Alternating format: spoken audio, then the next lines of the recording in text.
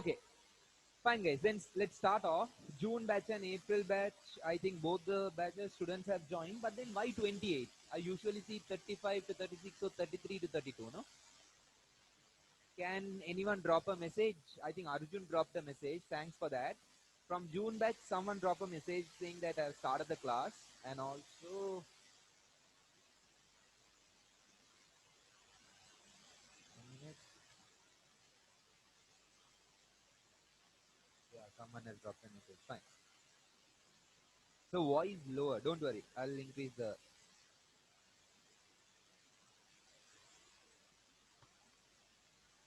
volume, 1 minute. Guys, what was the last topic we focused? What was the last topic we focused last week? It was ethical threats and safeguards, correct?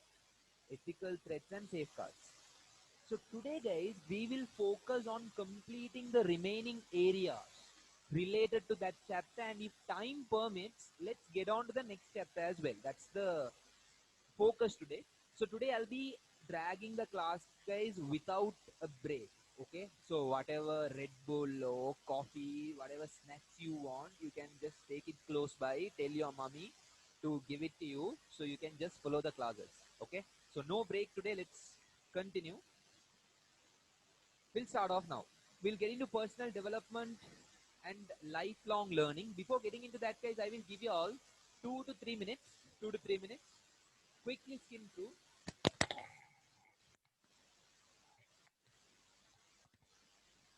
Let's quickly skim through the topic we have completed. Quickly skim through the topics we have completed.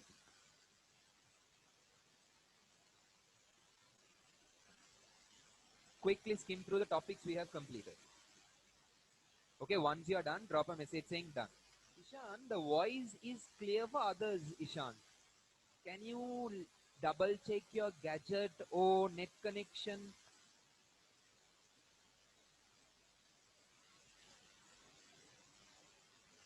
See, if you had revised before coming to the class, then it's class. Okay? If you have revised before attending the lecture, then it's class. Very good. Much appreciated. But take, you have 4 more minutes, finish it off completely, and let's get on to personal development and lifelong learning. Okay?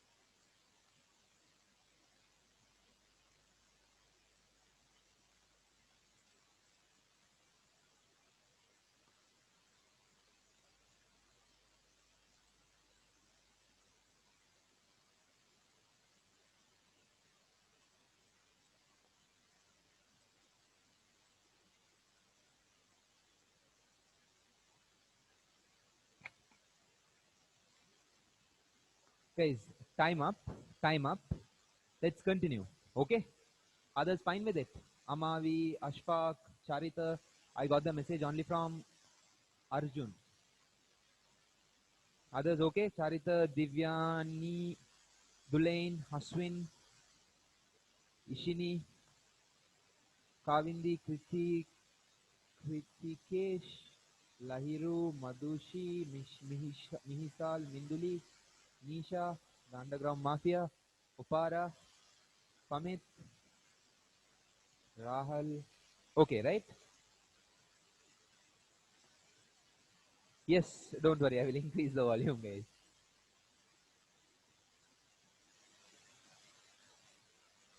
Fine. So let's get started, guys. What we are going to focus today will be on personal development and lifelong learning.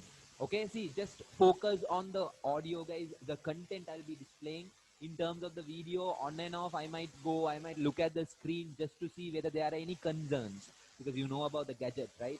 Still, the hybrid system is going on. So hopefully things should be fine. Let's see. Let's hope for the best. But having said that, guys, see, what we are going to focus today again will be a thrilling section for y'all to look into.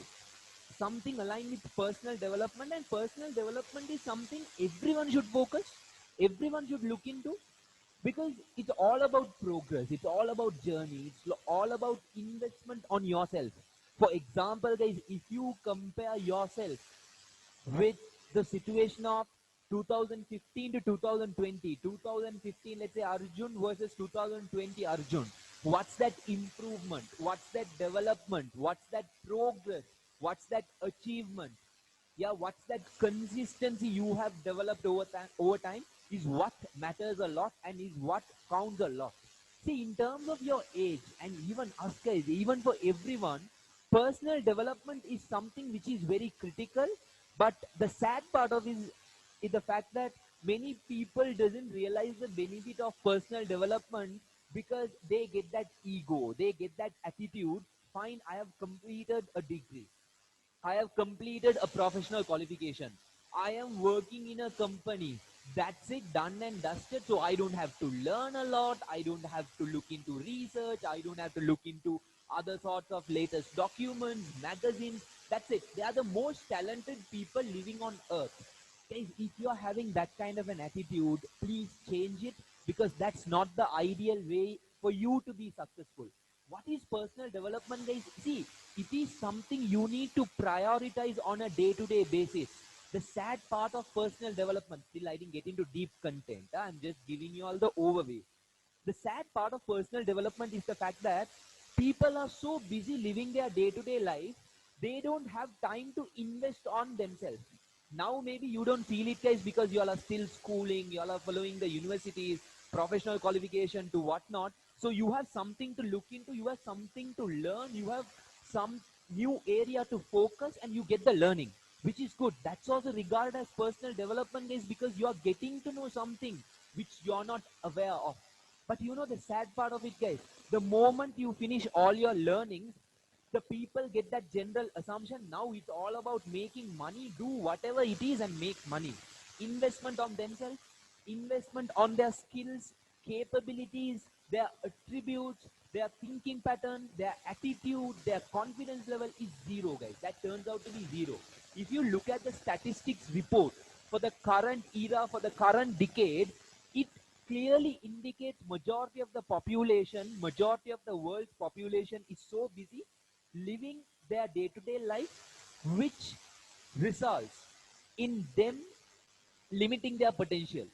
Limiting their potential is in terms of their performance. Let that be both performance in their work life, let that be performance in their personal life as well. So that important concept you shouldn't ever forget is, guys, until you die is investment on yourself. That is personal development, guys. For example, let's say you were a student who was unable to communicate an idea to someone else, but you can communicate about it right now to anyone, to any number of audiences.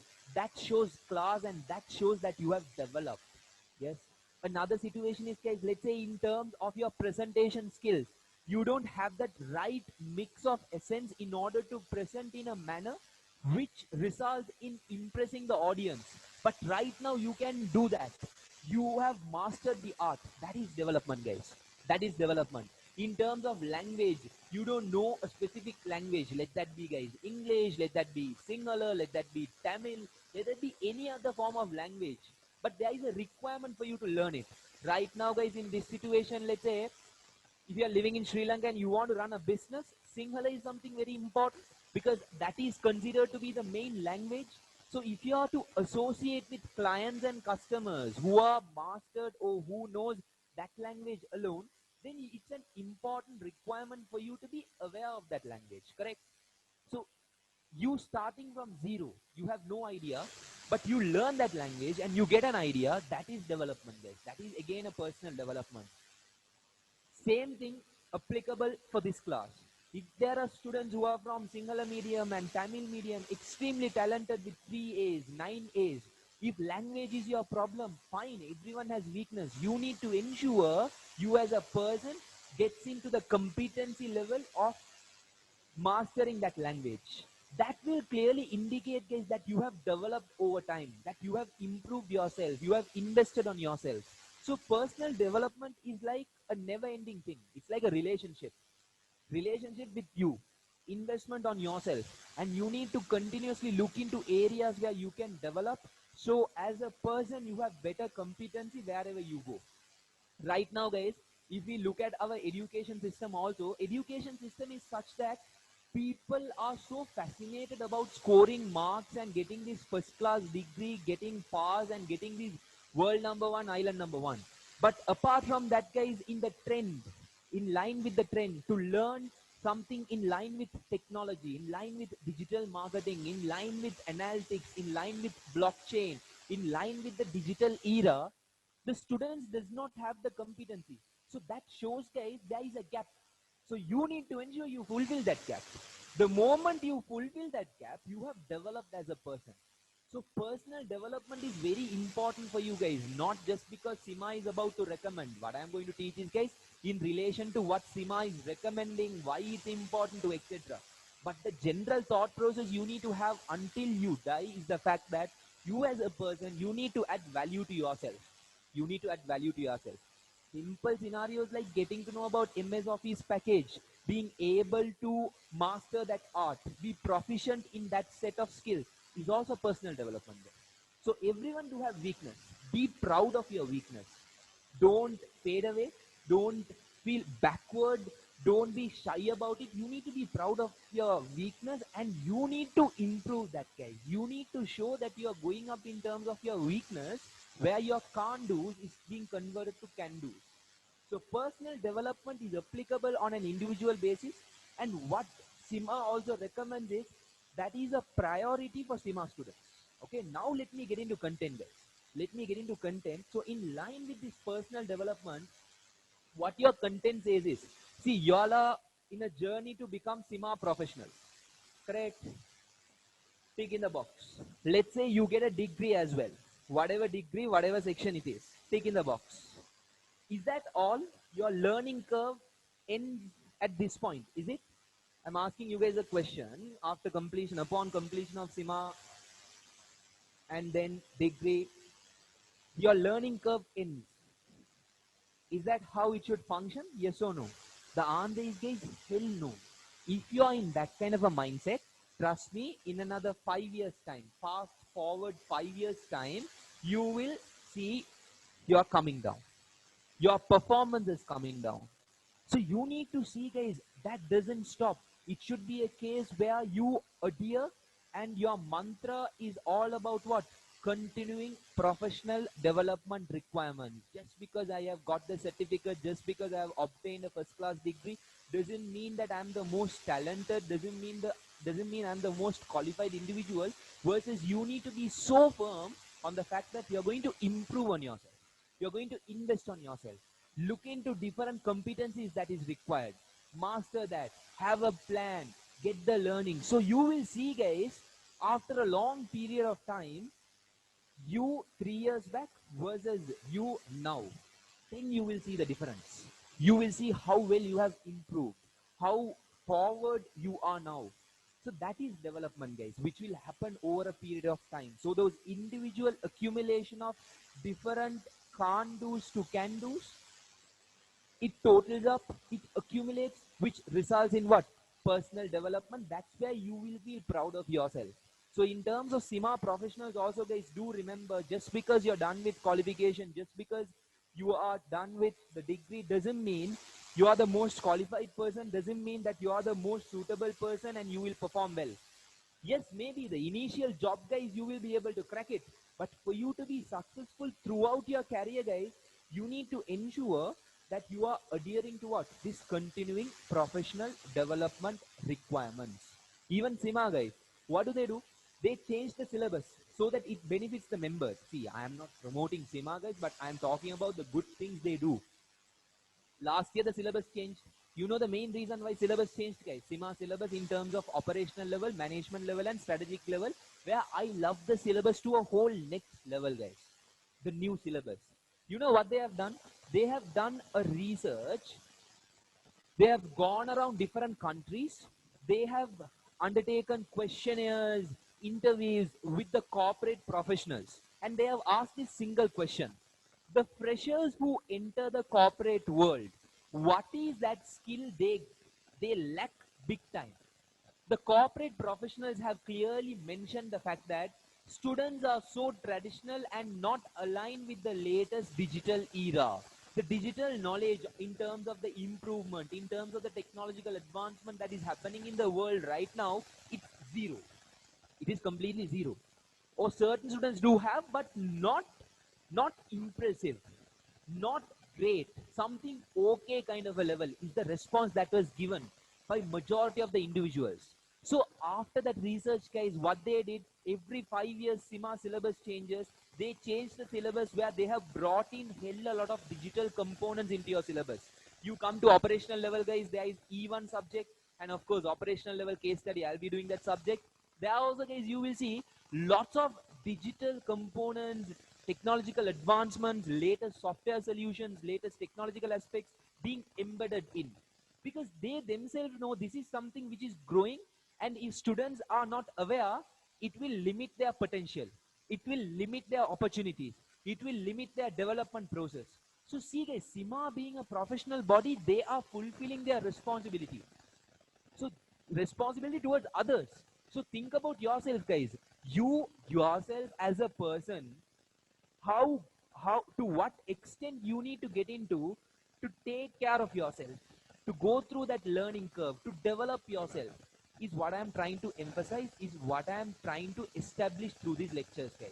So personal development, there are different frameworks, guys. That of course is not part of the syllabus. I would love to lecture those areas which is part of ACCA syllabus in terms of personal development. What are those different techniques? What are those different frameworks? What are those different approaches you can adopt to go through that personal development process of figuring out your weaknesses, getting into that point where you articulate a clear plan to convert your can't do's to can do's, etc. There are enough and more frameworks, guys, which is not part of your syllabus, but in terms of the content, what I'm trying to establish here is that that concept should be within your blood and should be a circulation on a daily basis. The advice, which is not part of your syllabus, I'm recommending you right now is, guys, each day allocate 1 hour for yourself, for your personal development, where many people doesn't do.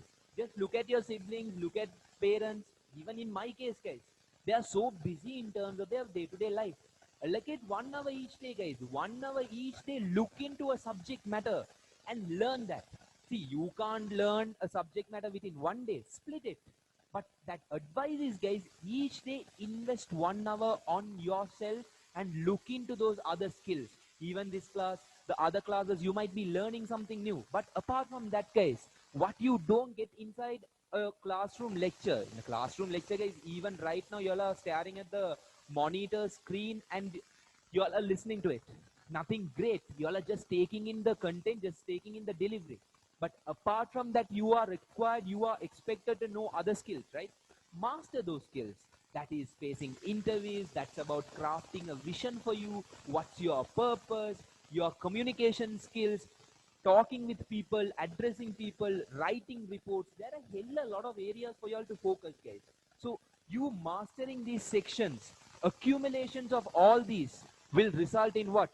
Development, personal development. So this is something SIMA emphasizes a lot, and it recommends all its students, all its members to follow continuing professional development. If not, they will be outdated. If they are willing to get into that kind of a situation, yes, they can continue to do so. But if they are updated and upgraded, they will be able to perform well, they will be able to shine, and they will be able to move forward. That's the kind of stress which is being imposed in relation to what, guys? Your content. So that is the start in relation to what, guys? Personal development and continuing professional development requirements. Now let me share a few corporate examples.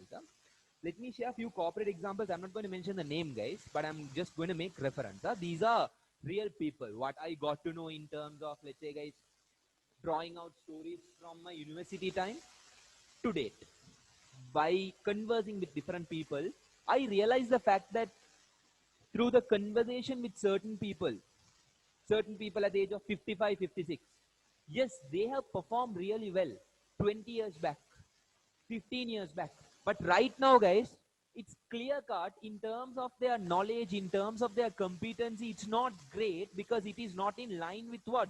The latest competencies, latest expectations, latest skills that is required. So that reduces their credibility. That reduces the trust that can be placed over them for business organizations, because it clearly shows they don't have that what? Caliber to move on. Why? What's the reason? They have put a full stop for their learning. They have put a full stop for what? CPD, continuing professional development. At the same time, guys, I see people at the age of 40, 45, again 50, certain individuals, the amount of knowledge they have, and they are still agile, they are still pumped up, they are still driven to get more learnings, to develop themselves even at that age, guys, to progress, to move forward and fulfill, because they have a clear articulated plan in terms of the comparison 5 years back and 5 years fast forward, and they compare themselves and they work towards that. So you also, guys, at a young age, you need to establish this message strongly, and you need to continue to do this until you die. That's all. Yes, until, I don't know whether it sounds rude, but I don't have a better term to put. Due to lack of word, I'm telling that. That's the simple message I'm communicating here, guys. So first section is about what? Personal development, continuing professional development requirements. What is that possible question? They can ask questions in relation to importance of personal development. They can ask questions in relation to what? Continuing professional development requirements. Is it important? Yes or no? That's the kind of questions which will be tested. Are you guys clear with that? Are you guys clear with that introduction?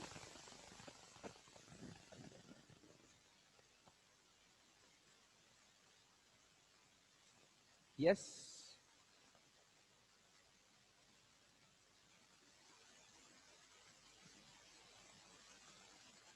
Okay then.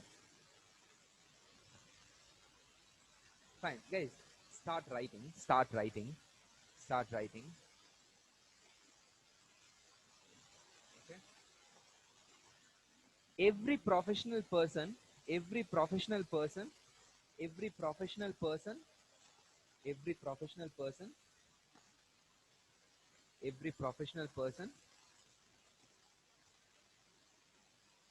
has a duty in maintaining, has a duty in maintaining,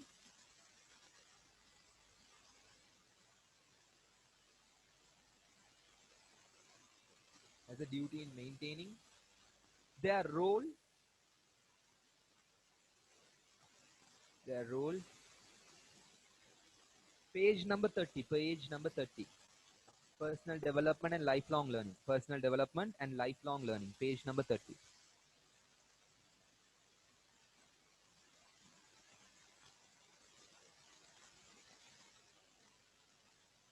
Okay, what was the last word I told?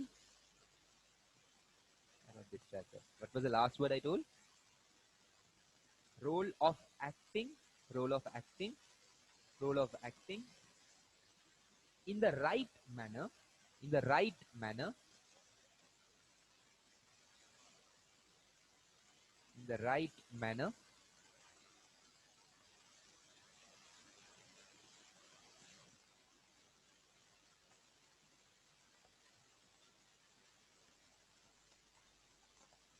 the right manner,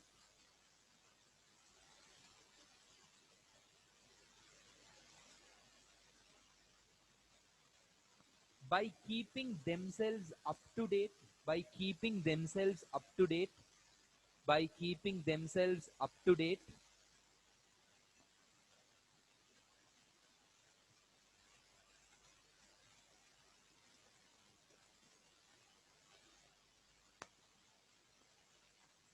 by keeping themselves up to date professionally, professionally.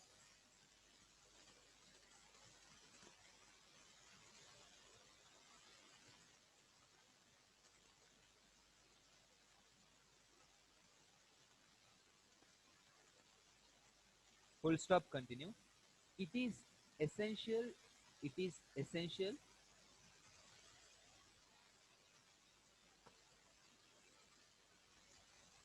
it is essential due to the dynamic nature, due to the dynamic nature, due to the dynamic nature, due to the dynamic nature,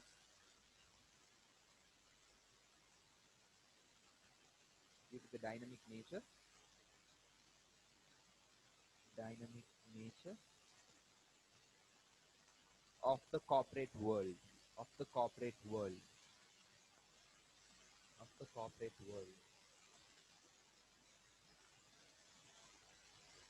of the corporate world.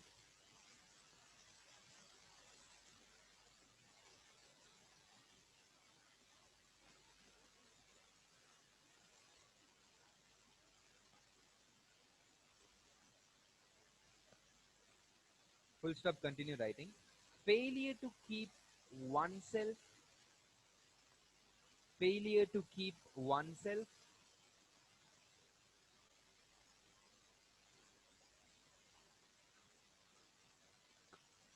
failure to keep oneself,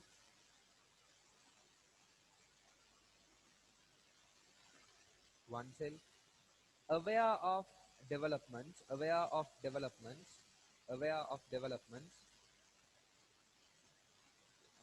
aware of developments,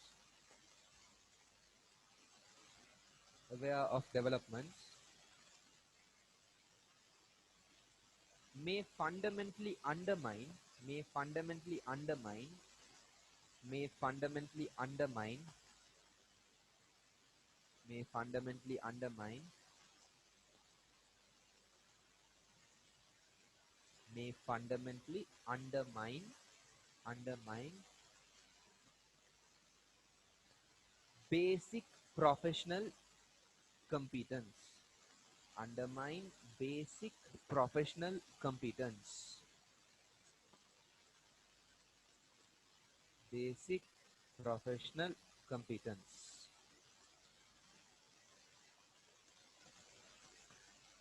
basic professional competence.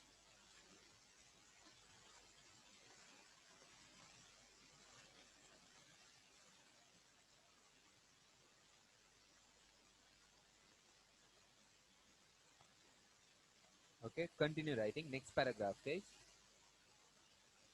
Professional accountants has the duty. Professional accountants has the duty. Professional accountants has the duty. Has the duty. Has the duty. Has the duty to maintain professional knowledge, to maintain professional knowledge, maintain professional knowledge and skills, and skills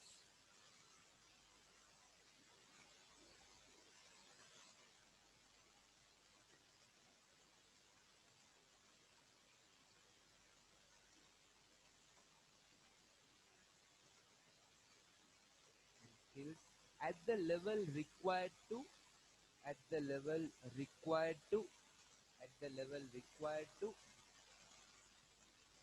at the level required to, at the level required to ensure that a client, ensure that a client, that a client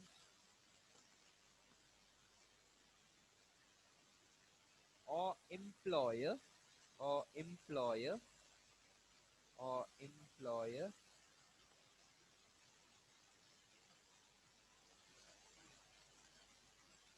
ensure that a client or employer, let me repeat it again guys, professional accountant has the duty to maintain professional knowledge and skills at the level required, at the level required, at the level required to ensure, to ensure, to ensure, to ensure that a client or employer, that a client or employer, that is sounds at the top. If I scream more, it will go off. Guys, just manage only for this sentence. I'll get the IT person again. Manage only for this sentence. At the level required to ensure that a client or employer,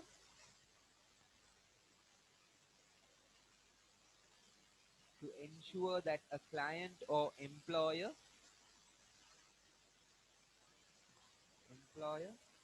receives the best service, receives the best service,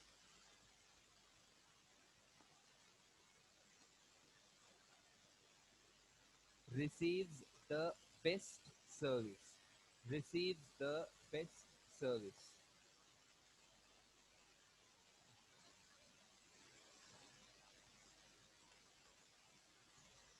best service. Full stop and continue writing. Hence, hence, hence, continuing professional development, continuing professional development, hence continuing professional development, continuing professional development, continuing professional development, and lifelong learning, and lifelong learning, and lifelong learning, and lifelong learning is very critical, is very critical, is very critical, is very critical, is very critical, is very critical. Okay, guys, everyone okay with the note? Can I get a quick yes? You don't have to type yes also, you can just send a Y. Y would do. Just send the first letter, guys. Okay, right? Anyone missed out anything? No. Yes. Okay. Guys, read through that section. Read through that section and then we'll get on to the next one. Read through that section.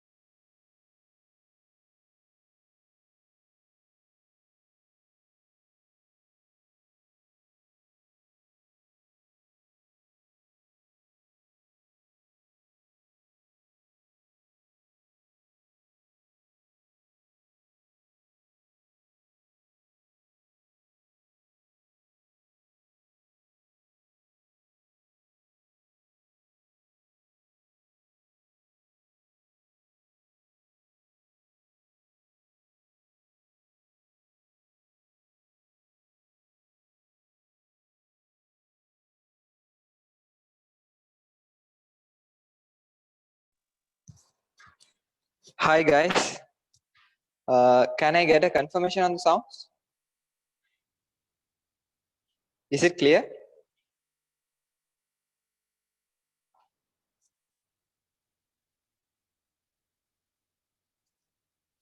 Clear, yes? Yeah, okay.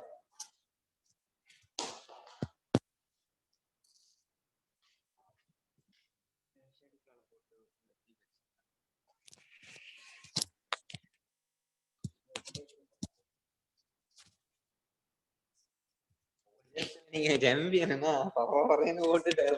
O குடிச்சுக்கோ.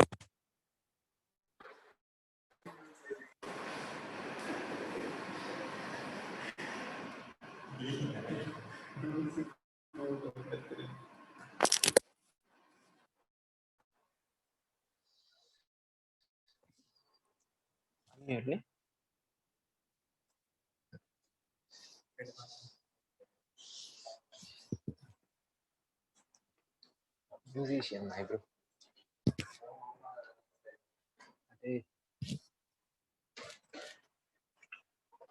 Is now I think it should be fine, no? So mic is on. Yeah, bro, I didn't realize that.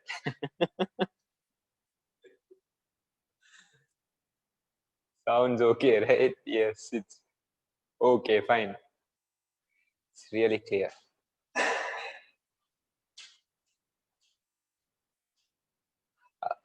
Anyone who is able to copy the notes, please be kind enough to take a photo and put it up on the group so that it will be clear for others as well.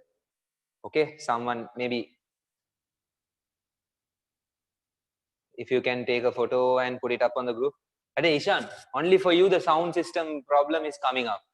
After everything is okay, just check on your gadget. Ishan, I think something is wrong with your net connection. Only for you. Others, it's very clear. Okay. Now okay, yes. Ishan, I think you need to check your gadget, Ishan. Put the double check under. Let's get on to the next one. Okay. Personal qualities. No, I don't have to scream also. So personal qualities, guys, is going to be the next section. We looked into personal development and I just explained, guys, personal development is something which is important. Okay, that is fundamental. Fine. And I didn't explain you all the framework because it's not part of your syllabus. But having said that, guys, the next component or next area which is in line with your personal development which should be part of your attitude is the personal qualities you need to have. Of course, guys, the personal qualities from one person to another, it varies. And these qualities, what we are going to look into, certain individuals will already have. But again, part of your content, what every professionals should have as personal qualities is clearly prescribed.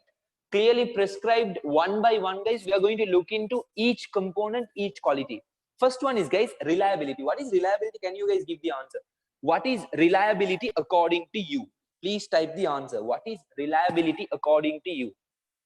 What is reliability according to you? What is reliability according to you? Can you guys please type the answer? What is reliability? You win. Very good. Arjun, Minduli, excellent. Yes, others? Other spectators, the ability to depend. Very good. So guys, what is reliability? This is something which is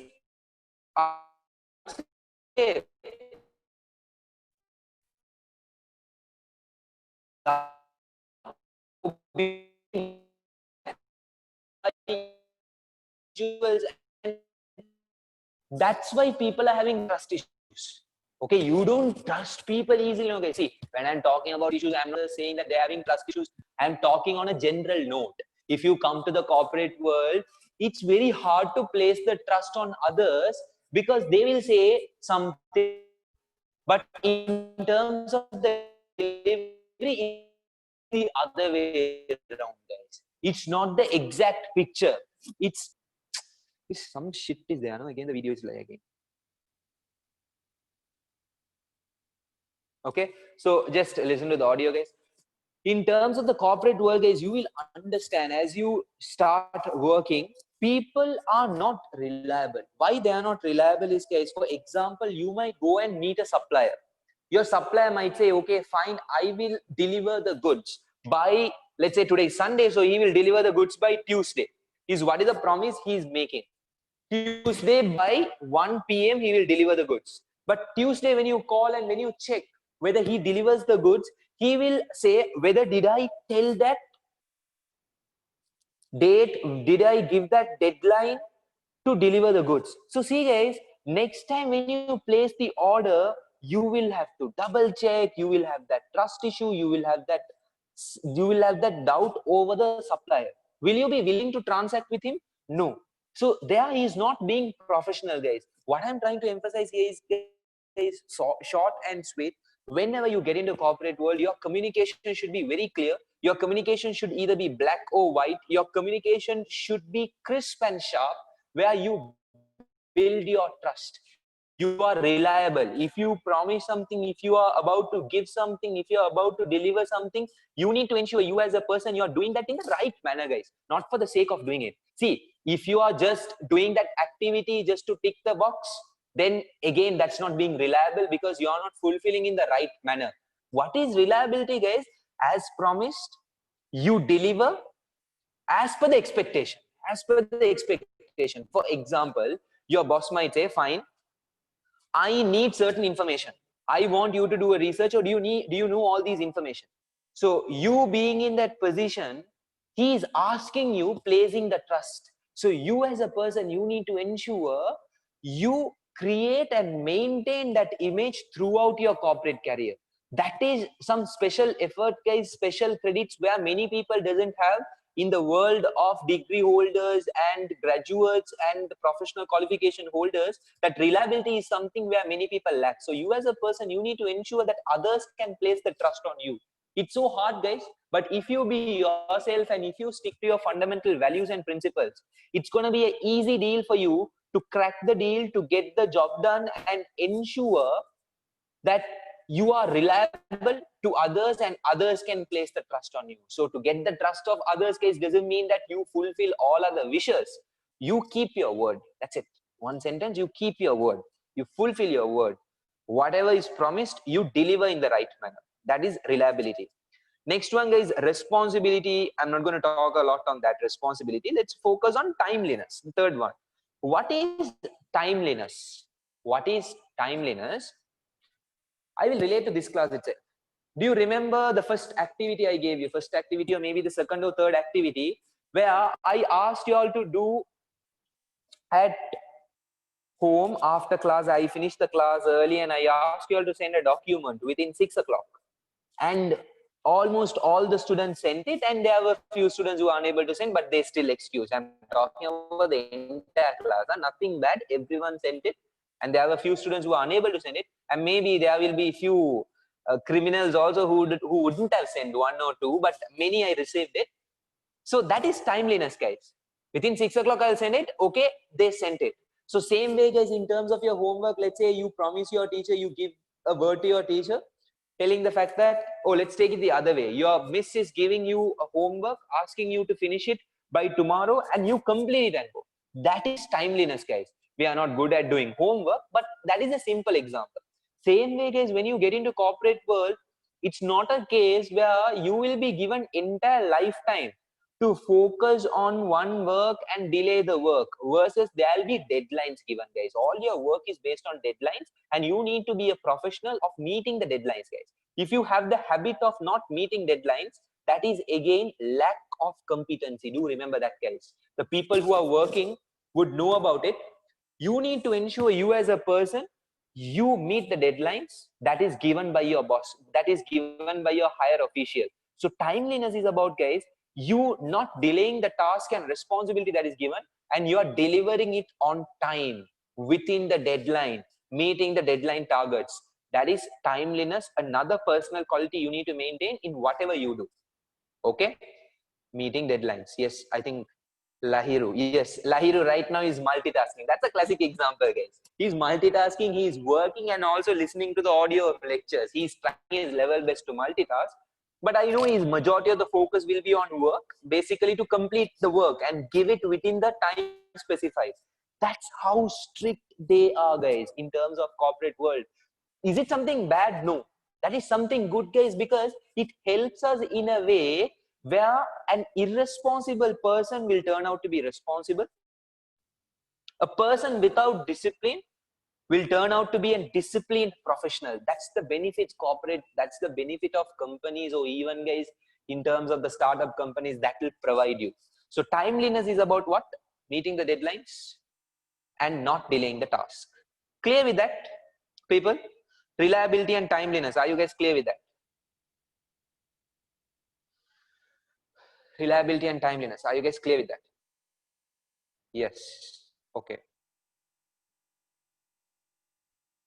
Next one, courtesy. What is courtesy, guys? Being humble. What is courtesy? This is something, guys, I encourage my younger siblings. Of course, I can't dictate terms to elder siblings. And even in the future, I'll be firm about, even you need to be firm about, God will give you whatever success, guys, at whatever age you are in, and He will show you the progress if you are doing it in the right manner. But you know, many people, right, in terms of the success they deliver, along with success, along with the ladders they climb up, the stages they go up, the arrogance also goes up. Yes, not being humble also goes up. That also accelerates. Don't get into that kind of a category, guys. At all times, you need to ensure you're polite, you're humble towards other people, guys. That is a special attribute everyone will not get. You need to at all times ensure, guys, whatever success God has given you, whatever heights you reach, whatever achievements, you need to always be humble. Not a case, guys, where heads will be down, heads will be up. Heads should always be straight, but you need to be humble, guys. You need to have that quality of courtesy. Whatever it is, whatever stage you are in, you are still the same person, and you are not getting into that arrogance and people with attitude, showing that special kind of a feeling to others. That is, guys, the worst quality anyone could have. And do you like people who are showing that kind of attitude? No, right? Definitely not. So if you also get into that kind of a category, if I get into that kind of a category, I know for a fact that that is not something nice, and that is not something entertained also. So at whatever stage you are in, guys, definitely you guys will progress in your life. God willingly touch the wood. So in that case, guys, you need to remember you're always humble, you're down to earth, and you are maintaining that courtesy. You are maintaining that politeness throughout your life. Okay. Yes, some of the Sri Lankan richest peoples are really, really humble, except a few. Yes, true. In terms of case, see, I would say, guys, in terms of Sri Lanka, again, Asians also, many people are humble. Many people are humble. You know, where people are not humble, guys, these cases of delivering success again and again in the short term, that's what happens, guys. See, why those richest people are having success throughout their life is about their, of course, effort, hard work to whatnot. Apart from that, there should be blessings as well, guys. That is something which will count in. So that blessings comes in, guys, with the most important attribute of being humble. There are people who will forget about that the moment they deliver one success. That's where people will be short term and they'll be lost forever. So do remember this, guys. More than reliability, more than timeliness, for me, courtesy is something very important. And also the next one, which is respect. What is respect? Obeying others, and you understanding the feelings of others, you understanding the situations of others is respect, guys. Right now in this world, we are living in a continent, sorry to say about it, but we are living in a continent where we tend to give respect to the people who are in better designation, better status, prestige, people who have money. Many, guys, not everyone, many. But at the same time, guys, people who are at a low status, who doesn't have money, who are working in the low level jobs or even basic jobs, are being judged, and respect is not given. What is respect, guys? Respect is not about being obedient and respecting the individuals who has money only. It's about how you treat everyone the same, and how you value their feelings, how you understand their position, how you understand and realize that they are also people, which guys the Canadians have got. Canadians and New Zealand people, they do have this quality big time, guys. You know the beauty of those countries, guys. Respect is something everyone deserves, and they pass it on to everyone. Even Australians, people who live in Australia, that is something they maintain a lot, guys, and that's one of their main value also. People don't get judged by the work they do, the amount of money they have, the amount of wealth they have. Just because, guys, in terms of Sri Lanka, people who are working in the municipal, people do not give the respect, right? The moment if they tell something bad, people talk back, people are being rude, people who are working in the low level also same, guys. But same kind of behavior from others, they will keep their mouth shut. They will still continue to respect different kinds of behavior with different people. Regardless, guys, respect is something which everyone deserves, and that should be passed to everyone regardless of their profession. Where Canadians and New Zealand people have mastered that art, guys. Even Australians, they don't care about the job. Even, guys, a person who is working in the low level, people who are working in the municipal, they tend to respect everyone. Even in Australia, guys, see the unwanted service. Okay, look at the level of priority they are given to respect. The unwanted service, guys, according to me, you know what I mean, it's a kind of stress relief, the prostitution, that kind of service, guys, even for those people respect is given, because they are contributing to the economy. They are doing a service, they are generating, and they are circulating the money flow. Akil Safra sir would have explained under economics, there is circulation of income, there is circulation of money within the economy. They are contributing to the country, so respect is given. If people are not passing the respect, they will be filed, they will be taken to courts, they will be fined, and there will be other consequences they will have to face. So respect, it's all about being fair to everyone. It's all about showing the same behavior to everyone, regardless of their appearance, regardless of their status, regardless of their wealth, money they have, their profession to etc. Yes, most of the time we respect people with appearance and pretty. Yeah, that's true again. In terms of the appearance, in terms of the personality, that also, guys, is another factor. So different corners, guys. In your content, it's just, goes as simple point, but we can do one complete workshop and one complete training based on these different topics, in terms of, guys, in relation to the training, we focus on these aspects also, being ethical, having those values. In terms of those values, guys, respect is a separate workshop where we focus, because there's a lot to talk and it can go on, but in terms of your content, it's limited to just knowing what are these personal qualities and having a simple idea about these personal qualities. Okay, so that is reliability, timeliness, courtesy, and respect. Final one is, guys, responsibility. You know what responsibility is, right? We have already done, we have already completed. Responsibility is, guys, right now I don't think you do have a responsibility. You do have one major responsibility of making your parents proud, because you all are studying and you need to ensure they have done their duty, they have fulfilled your responsibility of bringing you up, educating, investing money on you. You in return, guys, you need to do the right thing. That is responsibility. You fulfilling your duty, that is responsibility, guys. You need to ensure you complete this qualification for the benefit of both the parties. That's the responsibility you are fulfilling. Versus, guys, there are cases of, unwanted activities happening, unwanted areas where youngsters get into, is another problem. They are not fulfilling the responsibility.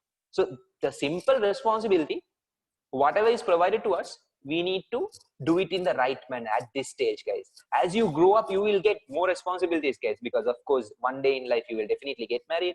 When you get married, responsibility goes up. When you start earning, responsibility goes up. When you have kids, responsibility goes up, because you have a complete system to take care of. So responsibility is something which will be again and again up. You need to take that seriously, and you need to be responsible. There are people who are not responsible also, not fulfilling that duty, not fulfilling that activity in the right manner. Versus, you need to ensure as a person, the quality you maintain is, whatever activity, whatever work that is being passed, you take the responsibility and you fulfill in the right manner, so that you show the professional qualities in relation to that specific activity, transaction and also to the other person. That is, guys, responsibility, which is an easy section. What is that acronym to remember? Personal qualities will be, guys,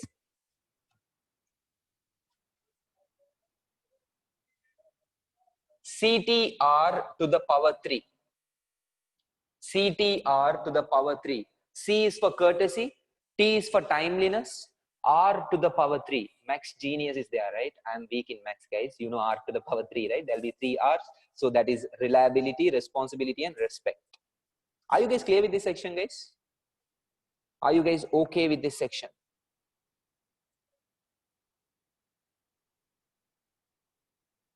Yes? Any questions you have, guys, you can ask. Any questions you have, you can ask.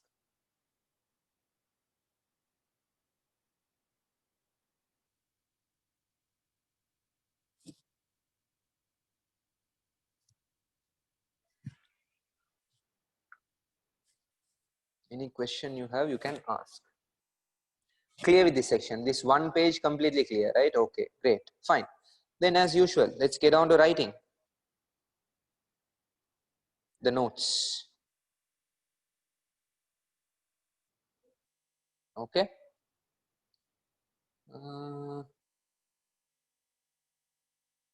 Before that, I read this quote, guys, okay, from Richard Branson. Let me share this quote. Huh? Respect is how to treat everyone, not just those you want to impress. Quote from Richard Branson. Respect is how to treat everyone, not just those you want to impress. Okay, I saw this pic. I'll just forward it to the group.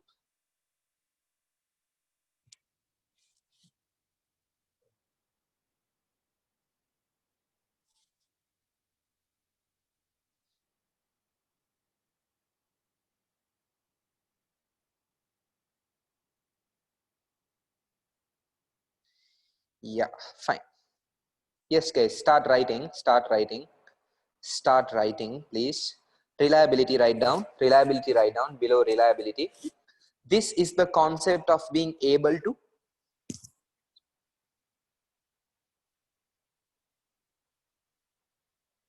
This is the concept of being able to. This is the concept of being able to. This is the concept of being able to. Being able to be trusted, being able to be trusted, being able to be trusted, trusted by others,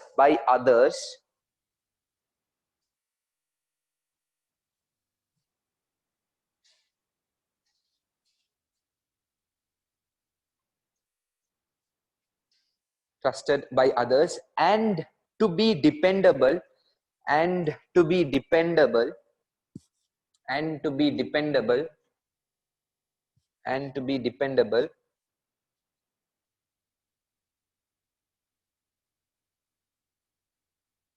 be dependable through the ability to deliver, through the ability to deliver, through the ability to deliver,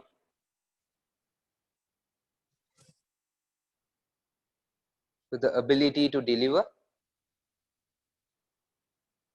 ability to deliver, what and when, what and when,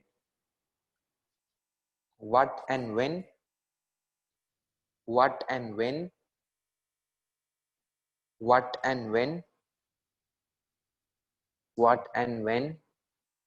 It has been agreed, it has been agreed, what and when it has been agreed, what and when it has been agreed, it has been agreed with another, with another, with another.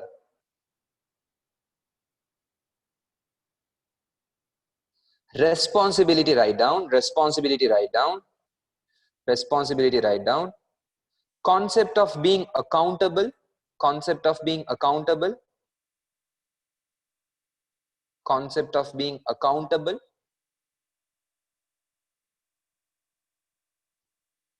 for one's actions and decisions.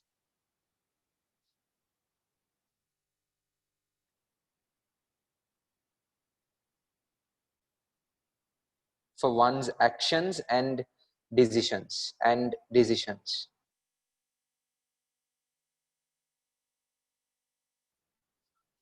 Timeliness, write down.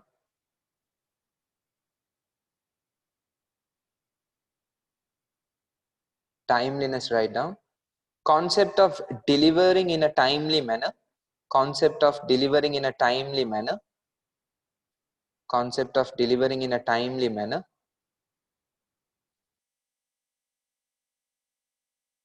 Delivering in a timely manner. Timely manner. Without delay and meeting the expectations of others. Without delay and meeting the expectations of others. Without delay and meeting the expectations of others. And meeting the expectations of others.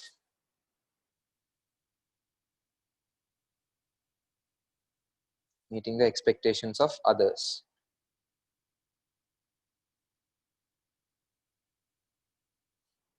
Next one, courtesy, write down. Courtesy, write down. Demonstrating politeness. Demonstrating politeness. Demonstrating politeness. And good manners. And good manners. Good manners. Good manners towards others.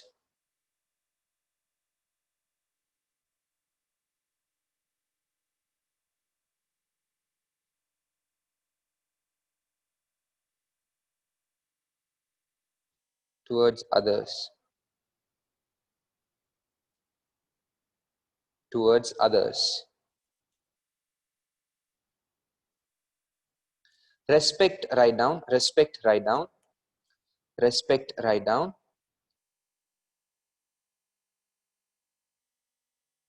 Demonstrating an attitude of attitude of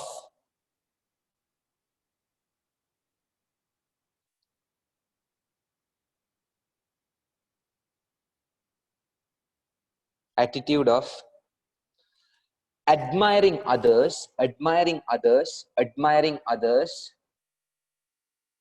admiring others, admiring others, in dealing with them, in dealing with them,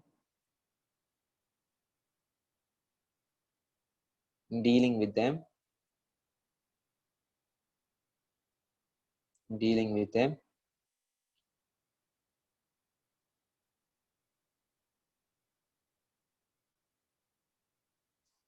especially when their attitudes,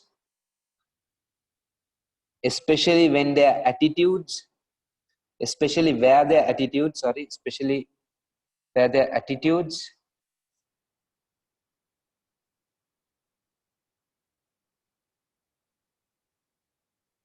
attitudes differ, differ, especially where their attitudes differ.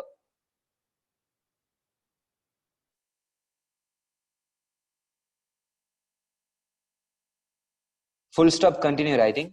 Most importantly, most importantly, most importantly, listen to others, listen to others, listen to others, and take into account, and take into account, take into account, take into account, and take into account, take into account, take into account their opinion, their opinion, their opinion, their opinion, and thought process, and thought process,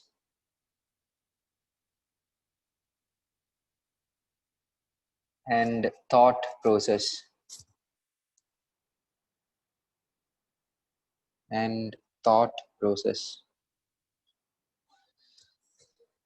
and thought process. That's it, guys, under that section. That's it under that section. That's it under that section. Okay? Yes, clear? Now go to the next page, guys. Let's do it differently this time. Okay? See, what is the topic you see? Independence, accountability, and social responsibility. Is it something we have already focused? Yes. Independence was something we have already focused under corporate governance of executive directors and non-executive directors. Now, guys, we are going to learn in relation to what? The auditors, the accountants. The same scenario, but applicable to different people. Then you have accountability, what I have already explained twice to thrice to, I think even 5 to 6 times. And social responsibility, again something what I have already explained related to this chapter, but they have used another term. So all three concepts which is going in line with whom? Professional accountants and auditors. Independence, accountability, and social responsibility. So this section, guys, what I do is usually, in terms of this section, I do it the other way around. It's a usual case where I talk and ask you all whether you understood, and you say yes sir, 3 bags full. This time let's do it differently. I'm going to pick 6 students. Okay, 6 students. Each, let's say, each theory I'm going to allocate 2 students. And those 2 students will have to talk about it. Talk about it on a general basis, guys. You know the style, right? I don't want what is there in the content. I don't want what is there in the tutorial. Yes, read what is mentioned in the tutorial. But I want you guys to think on your own and elaborate further. Go deep dive into it, which will not take time as well. I don't want you all to do a research, guys, but play around with the content which is already available, which is already existing. Use your thinking based on the knowledge you have taken, based on the knowledge you have digested. Combine both and talk about it. Okay? Independence, accountability, and social responsibility. Why I am doing this section in this way, I'll tell you all the reason once we are done with this flow of activity. So I will pick the students. See, you don't have to get scared, guys. Everyone is here to learn. I make mistakes. You also make mistakes. Everyone makes mistakes. It's about you. So in my class case, there is nothing of, judgments and this person is not competent, will not be able to perform. Everyone is here to learn. Everyone do have the weakness. So you can just express based on your comfort zone. Don't be backward. Left the meeting. Don't leave the meeting, guys. Hold on. You have independence, accountability, and social responsibility. Independence, I will get Arjun. Independence, Arjun.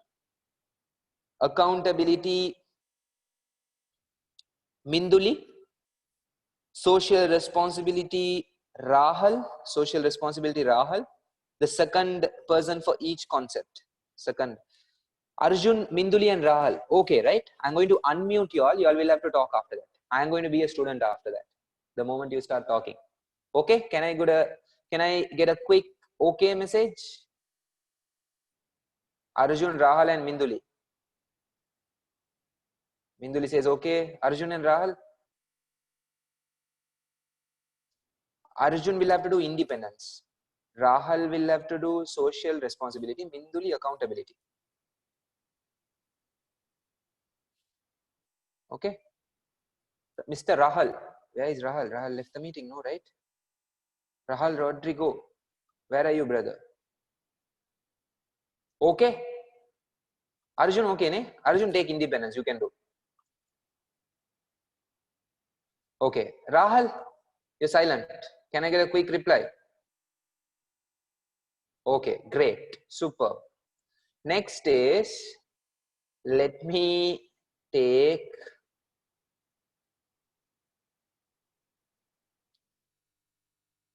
Nisha. Nisha for accountability. Nisha, not accountability, sorry. You can go on for independence with Arjun. Or Nisha, you go for Social responsibility, will you? You go for social responsibility with Rahul, okay? Fixed. Nisha, okay with that? Okay, great. And Kritikesh for independence with Arjun. Kritikesh, can I get a quick okay message? Kritikesh.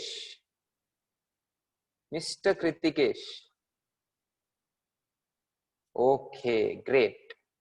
And who else? Guys, I'm just picking on a random basis. Huh? I have no idea, just based on the names.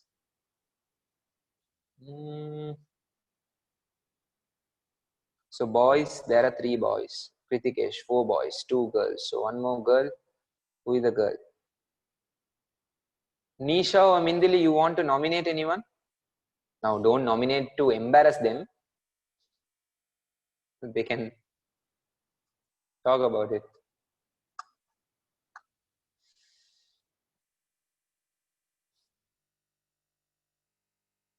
Zuhara. Zuhara. You okay?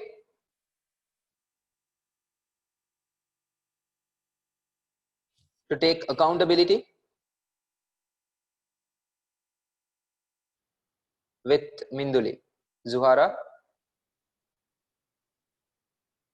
Okay, great. All okay. So now just give me the response, okay? Just to get the quick confirmation. Let me jot down the names as well. Who is doing independence? Independence. Rahul and sorry, Arjun and Kritikesh. Correct? Next we have accountability, Minduli and Zuhara. Okay. Then third one, we have social responsibility by Rahul and Nisha. Rahul and Nisha. Okay. Others doesn't mean you can chill. Okay. Doesn't mean you can chill. Once they are done, I am going to unmute on a random basis case. So you also better read now itself, and you also better stay attentive while they're explaining each concept. You don't have to discuss with others. Very simple. I will first unmute, for example, let's say independence. I will first unmute Arjun. Arjun can talk about it. And then I'll unmute Kritikesh. Kritikesh can talk about it. Talk about it on a general basis, just to give a broad idea. For example, accountability, let's say Minduli and Zuhara, I will unmute Minduli. Minduli can talk about it. Then Zuhara, you can talk about accountability. I'll give you guys 5 minutes time. It's 3:41. 3:41. Others also read, please.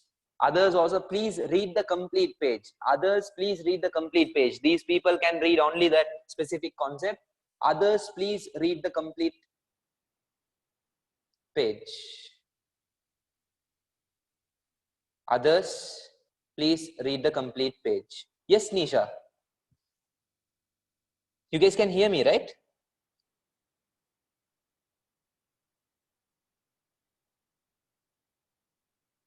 Yes, Nisha. Correct. It's 3:42. Okay, take 8 minutes, will you guys? 3:50 you should be done. Others, the rest. There are 30 students in the class, right? 30 students, 6 eliminated, 24. The 24 students, please read the complete page. The area we have already completed, guys. Okay? Take 8 minutes and finish it off.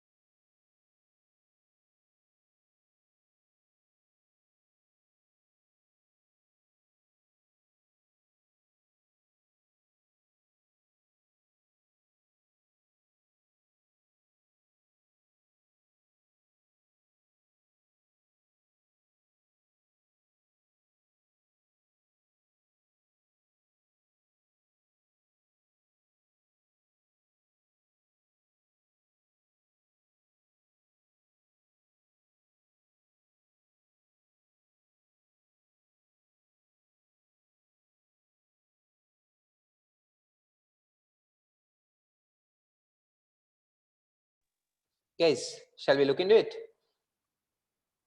Go a bit with transparency. Yes, Minduli, you can relate to that also. You can touch on that area also.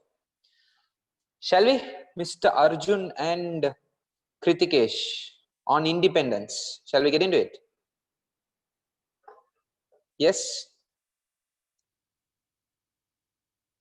Okay, fine. Others will be happy. Appa, not Shukri Salman's voice, someone else's voice. You can listen.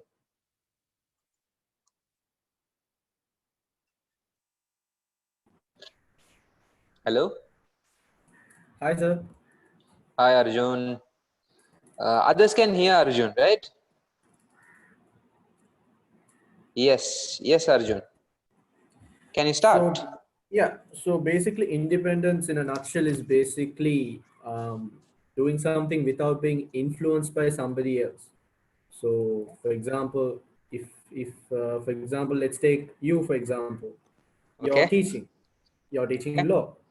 okay. Being independent means, for example, not Kelum sir or Altaf sir, for example, is not being there and telling you what to do. Mm, You're doing it very independently. You don't have anybody babysitting you. mm. I mean, I'm not saying it's babysitting. It's basically influencing. Okay. Similarly, that's like the main concept of independence. You don't. Nobody is influencing you. That way, you also can properly do something. For up to your full potential Mm. with integrity.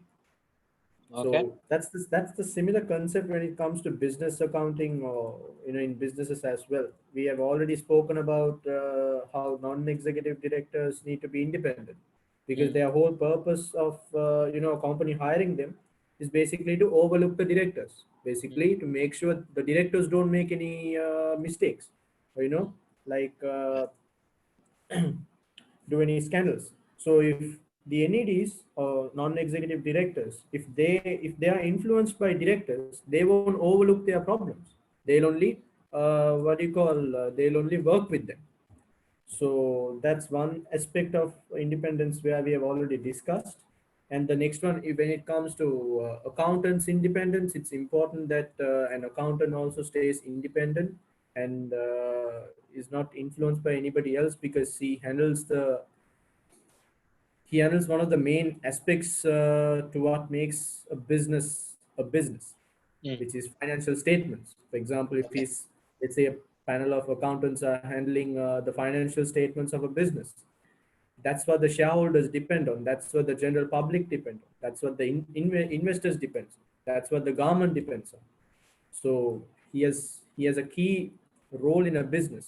So if he is influenced by directors, for example, to overstate the assets of the business or to show as if they are making a profit while actually the company is making a loss, that's a place where obviously under corporate governance we have come across companies like Enron or WorldCom where they have flunked big time. Yeah. So that's a main example when it comes to accountant independence. If the accountant, whoever did the financial statement, if that guy was independent and not listen to all of those directors, who knows, maybe Enron or WorldCom wouldn't have faced such a big issue. Yeah. Okay. That's for accountant independent. As far as auditor independence goes, similarly, Enron and WorldCom example can be applied here as well because even though the accountants did the mistake and the directors also did the mistake, the auditor could have easily found out the mistakes. He could have easily Mm. reported this is not correct, but he didn't Yeah. because he also was influenced by the directors. So a that's basically the opposite of independence. That guy should have been like, I don't care what y'all say. I don't have to be influenced by anybody else. I'll do Mm. what I need to do Yeah. to Okay. be basically to act with integrity. So that's basically from my point of view, that's basically what independence is all about. Not being influenced by anybody and acting Yeah. with integrity Applicable for auditors and accountants. Excellent. Superb. for everybody Impressed. as well. Yes. Very good, Arjun. Thank you very much. Thank you. Excellent. Good job. Let's get Mr. Kritikesh. Now, Kritikesh, don't take the smart move, huh? So he told all the points, Kiela. I'm expecting something extra from you. Kritikesh. Kritikesh. Yeah. Yes, Kritikesh. Your thoughts, your content for independence. Hello? Hello, Yes, Kritikesh. can you hear me? Yes, I can hear you. Yes, sir. So basically, independence is important so that the auditor unbiased or free from any influence so that they report everything um,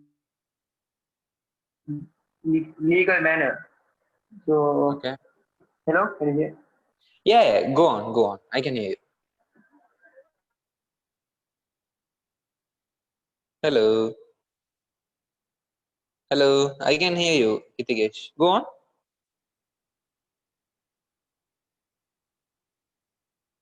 Hitesh, I think there is a sound problem from your end. Let me mute you again and unmute you. So,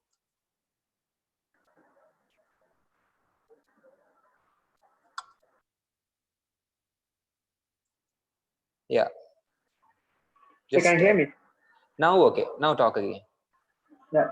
So it is critical for an auditor to be independent of the firm Hmm? uh, due to many reasons because the legal obligation for an external auditor to be independent, and if they fail to oblige, it could lead to massive fines, Hmm? expensive court cases, jail time, or collapse of the auditing firm.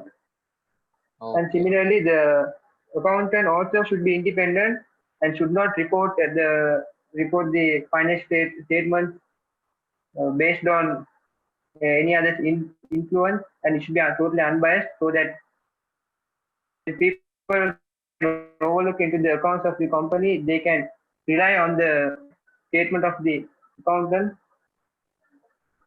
Hmm. Okay. That's all? Hello?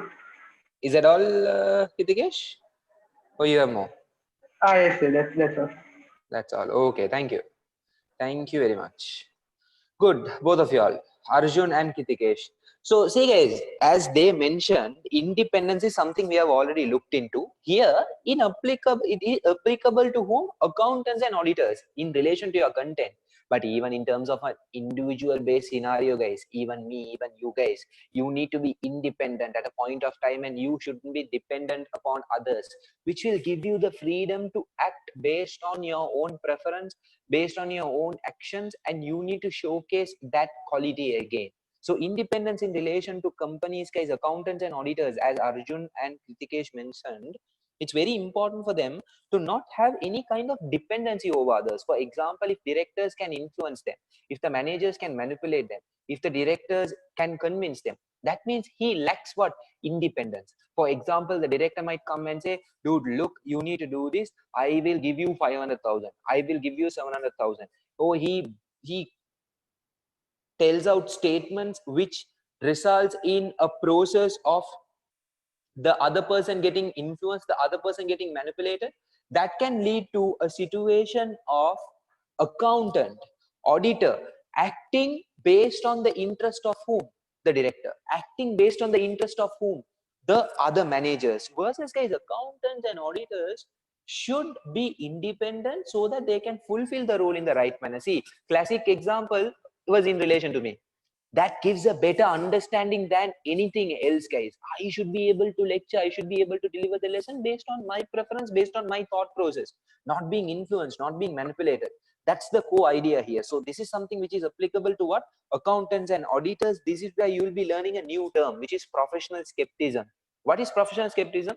Do remember, that is about being doubtful. Accountants and auditors case do deal with money, they do deal with transactions, and they, being accountants and auditors, they need to ensure that they are maintaining this quality of being skeptical at all times, being doubtful. For example, there can be an employee who might come and give a receipt telling there is 100,000 amount as an expense. They are supposed to doubt it, they are not supposed to place the trust on it, because their role is such that people can cheat, People can commit fraud because it is associated with money. So they need to be very doubtful, skeptical throughout the process. For them to be doubtful, for them to be skeptical, independence is fundamental, independence is basic, and independence is something which is required for them to be skeptical. Independence both in terms of thinking pattern, which is in the note given through of mind. Through your thinking pattern, you shouldn't be influenced, manipulated based on your own thinking, own knowledge, own experience, own exposure. And also guys, by appearance, in appearance, what does that mean? Not only through thinking pattern, but you need to show it through the actions also. You need to show it through the outcomes as well, where clearly it is visible that you are a person who maintains a lot of independence and it is not associated, connected and influenced with others. So independence of mind, thinking pattern, independence in appearance, that's about showing it through actions. Are you guys clear with that? After three people's delivery of content, Arjun, Hitikesh, others, clear the people? Yes or no? If you have any questions, guys, you can ask. Open for any questions. If you have any questions, you can ask.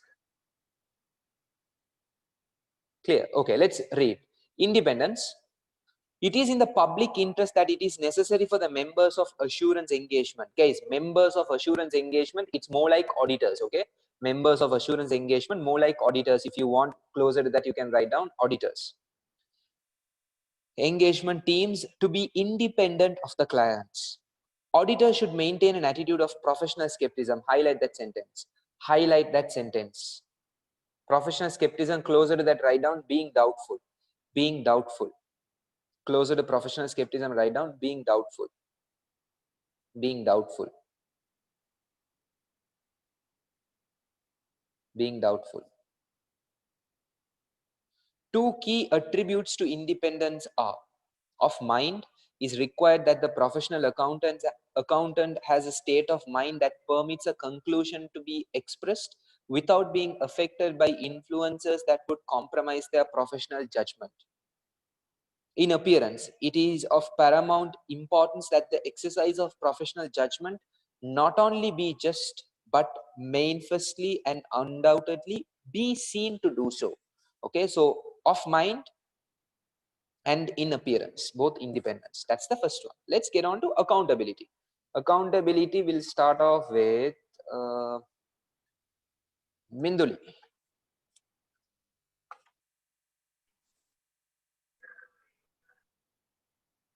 Hello?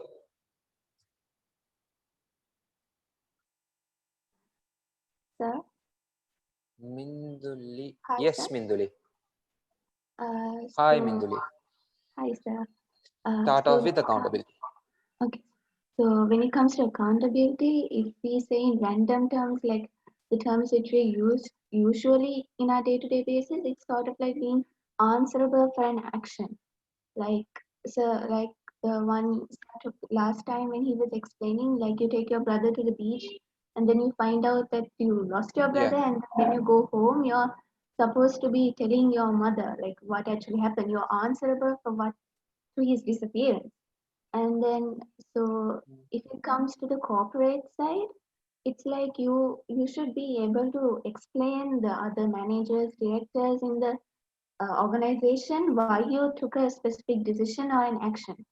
Like if it comes to accounting, they can at any time they can question like why did you put this sales amount? Why did you put so much of provision for doubtful debts? They can question, and then you must be able to answer them and like tell them why you did it. So in a way, it's like you have to be able to have a reason when they question you. And simply, if you take another example, it could be like if you're an employee and your employer gives you a project, you are you are answerable to be if they ask something about the project, like whether it's a success, why it was a failure, you should be able to tell them the action, why you took that action or the decision. If you are unable to do that, you may be criticized or punished for what you've done. Very good. Is that all or more to go? That's all. That's all. Okay, good. Very good.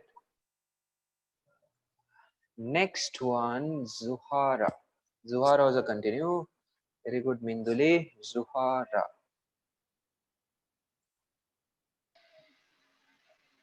Yes, Zuhara.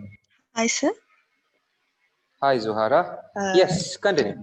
Yeah, so basically, accountability means being responsible to someone, something, or an action.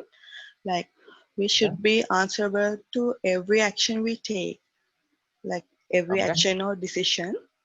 So, before we have discussed in corporate governance that directors are accountable to shareholders.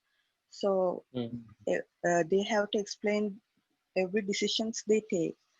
So when it comes to accountants and auditors, we can say that accountants and auditors are accountability to the company. So when they make a decision, they should be able to answer and explain why this have happened, why they have taken this decision and all. So if this accountability fails, they are, we can say, they are blameworthy, or it is they can complain that they have taken this decision and like that and so forth. Right. Okay. Very good. That's all or more to go? Yeah, that's all. That's all. Okay. Very good. Excellent. Good. Both Minduli and Zuhara. Okay. Very good. Again, impressed.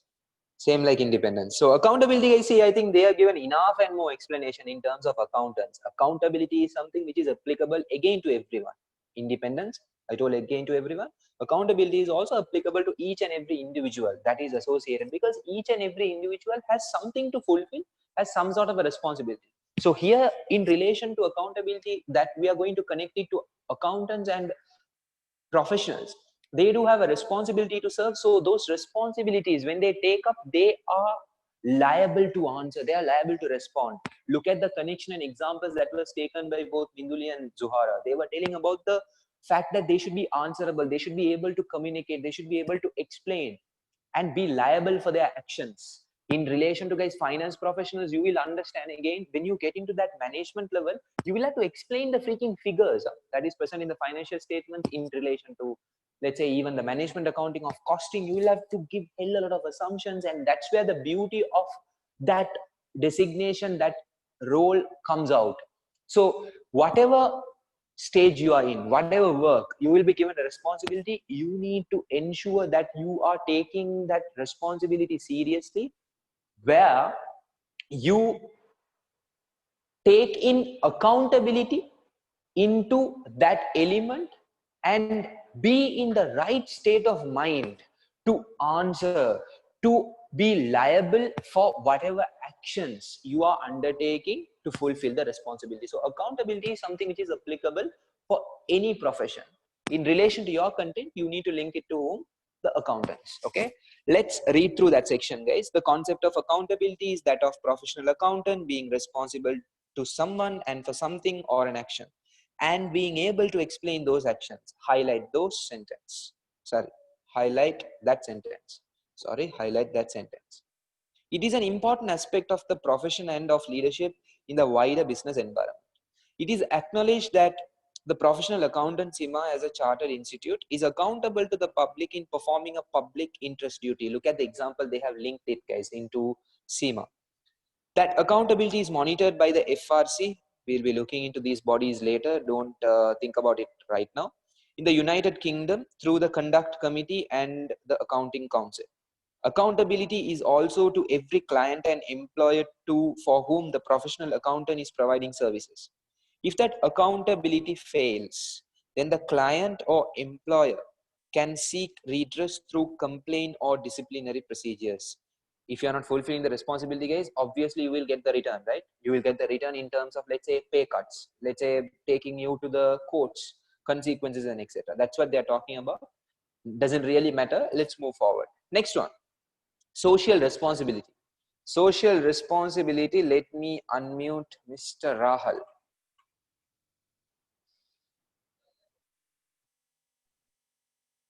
Hi, sir. Can you hear me? Hi, Rahul. Yes, I can hear you. Right, sir. I would define social responsibility is additional effort that an individual, business, or corporate would put into the betterment of society. Rather than thinking about one's objectives, he would go about that, not necessarily because he has to, but because it's the right thing to do.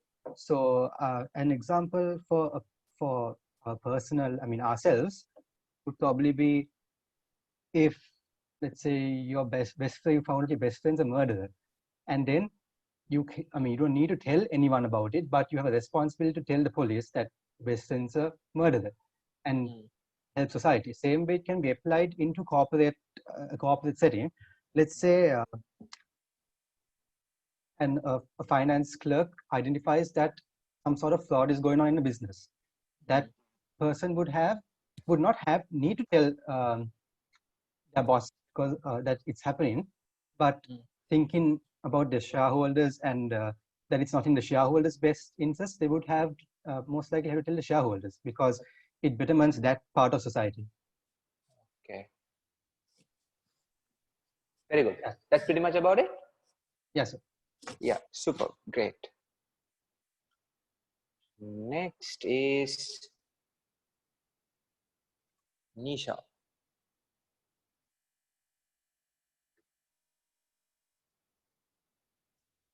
Nisha, yes.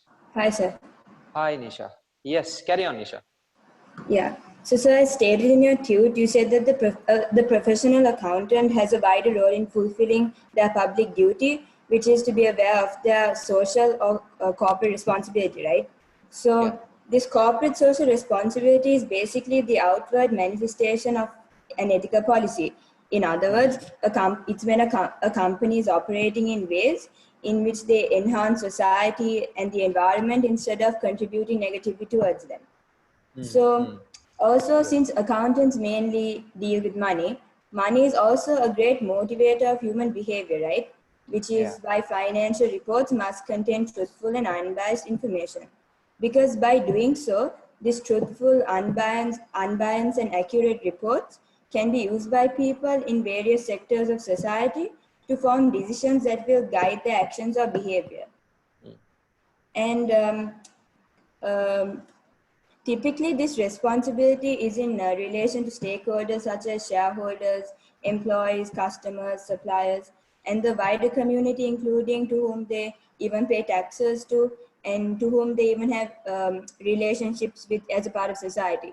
Like, for example, if a factory is set up in like a rural area, they are technically like, for example, like the villagers living around them or the communities living around them shouldn't be mistreated, right? Because they're technically in their territory. So they should act in ways that benefit them and that don't harm their environment, basically.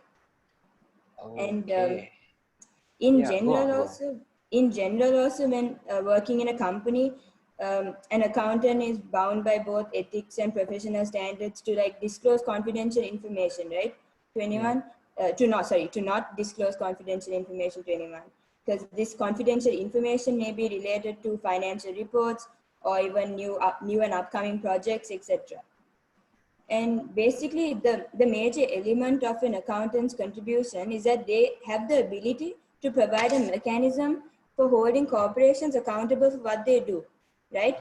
Because if this actually happened in the Enron scandal, the scandal could have been avoided, and the thousands of workers, the hundreds and thousands of workers, may have not lost their jobs if the workers from Arthur Andersen actually worked in line with CSR, and even the other adverse impacts in society could have been avoided.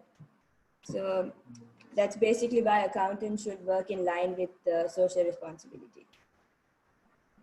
Okay, that's it. Is it? Yeah. Yeah. Great, excellent, super. Thank you.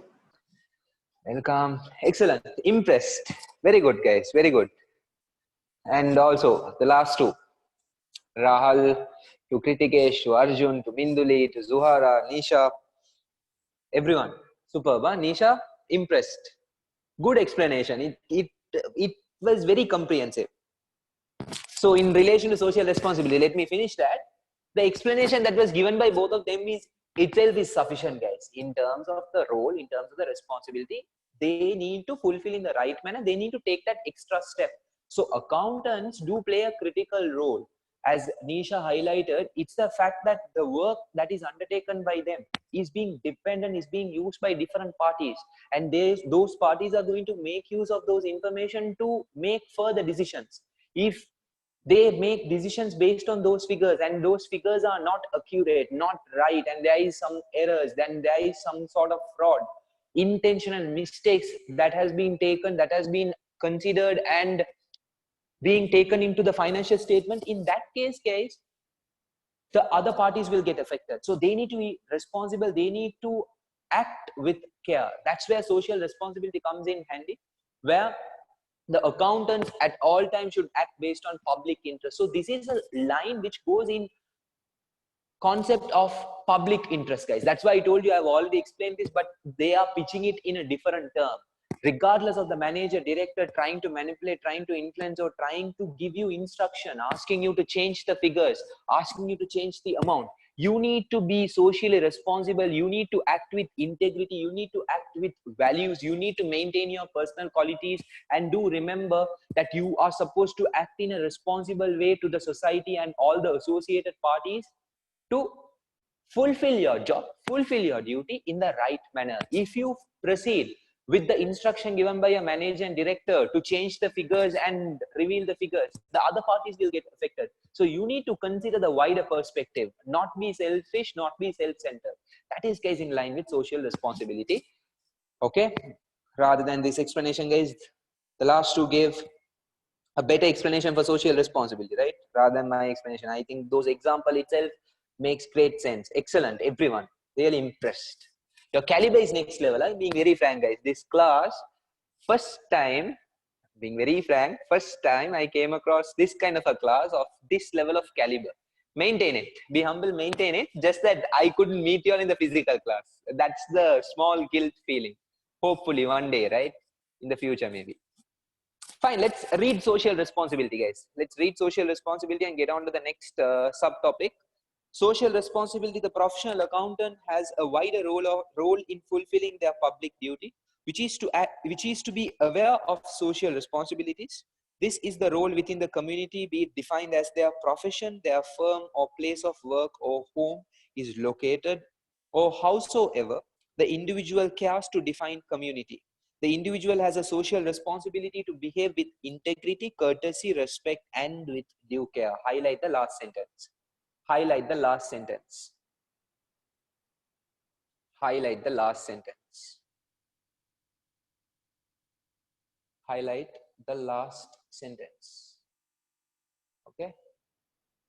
Highlight the last sentence.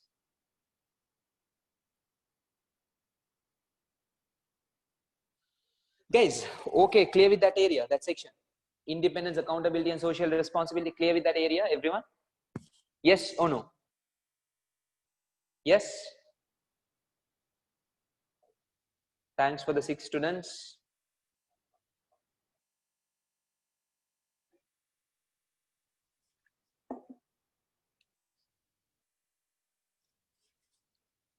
But then, guys, don't expect questions from that area. Questions will not be tested. But I told you, right? Even the content which is there in your syllabus, I'm doing everything. But questions are not tested from that section. Have that general idea, guys. They can use these terms to ask other questions, to direct to other questions. At that time, if you wonder what the hell is independence, what the hell is social responsibility in connection to auditors, in connection to accountants, there you will struggle. That's the purpose of covering the entire content. Okay, Lairo, no issues there. Let's get on to the next one, guys. Embedding ethical values, a guide for CIMA. This is going to be another new area. Okay, first copy this diagram. Don't use the entire space given. There are notes coming up, but copy this diagram and also keep space to copy down the notes.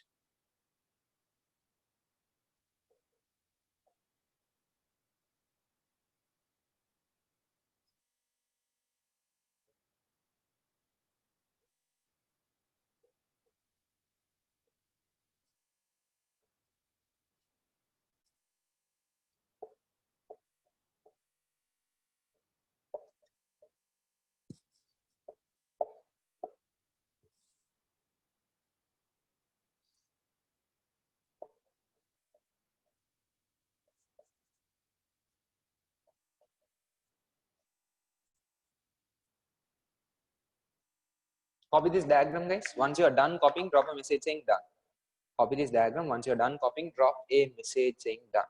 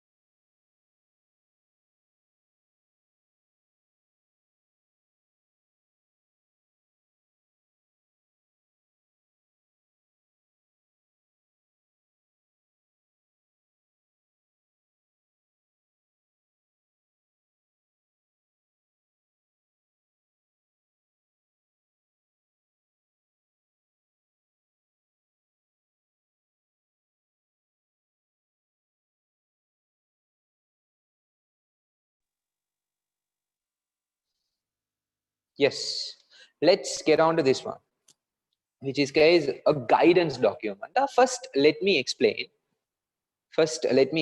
After that, guys, let's get on to copying the notes and completing this section as well. So what are we going to learn right now is, guys, is more in line with consultancy, is in more line with advising. For example, it is something similar to, guys, you imagine you being in a situation where you come across a person where that person is living a life without values, living a life without meaning, living a life which is more similar to a rude person who doesn't know, who doesn't care about others, and he's living his life based on his own terms. So those are people who doesn't have that complete set of moral guidelines, principles, and ethical behavior, correct? So you come across that person, and you as a person, you convert that individual to a person, to an individual who has values. Yes, so you need to go through a transformation process. What is the transformation process you need to go through? First and foremost, guys, I'm not using the video because this bloody thing is getting stuck. So I will also be distracted and be uncomfortable also. So let me continue based on this style itself. So continuation in terms of this framework, the same example, you need to go through a process. You need to go through a systematic mechanism to transform the individual from a person who doesn't have values, from a person who has values and is acting based on those values. So that's a transformation process, correct? So first you need to identify, you need to explore about the person, you need to understand the person, and you need to clearly put in the values to that person. Get an idea, okay, these are the values that should be followed, these are the values that shouldn't be compromised.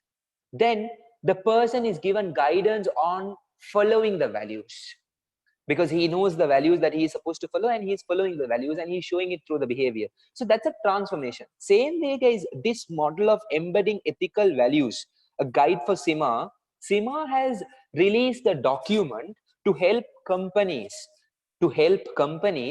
introduce and improve the ethical values that is present within the business organization.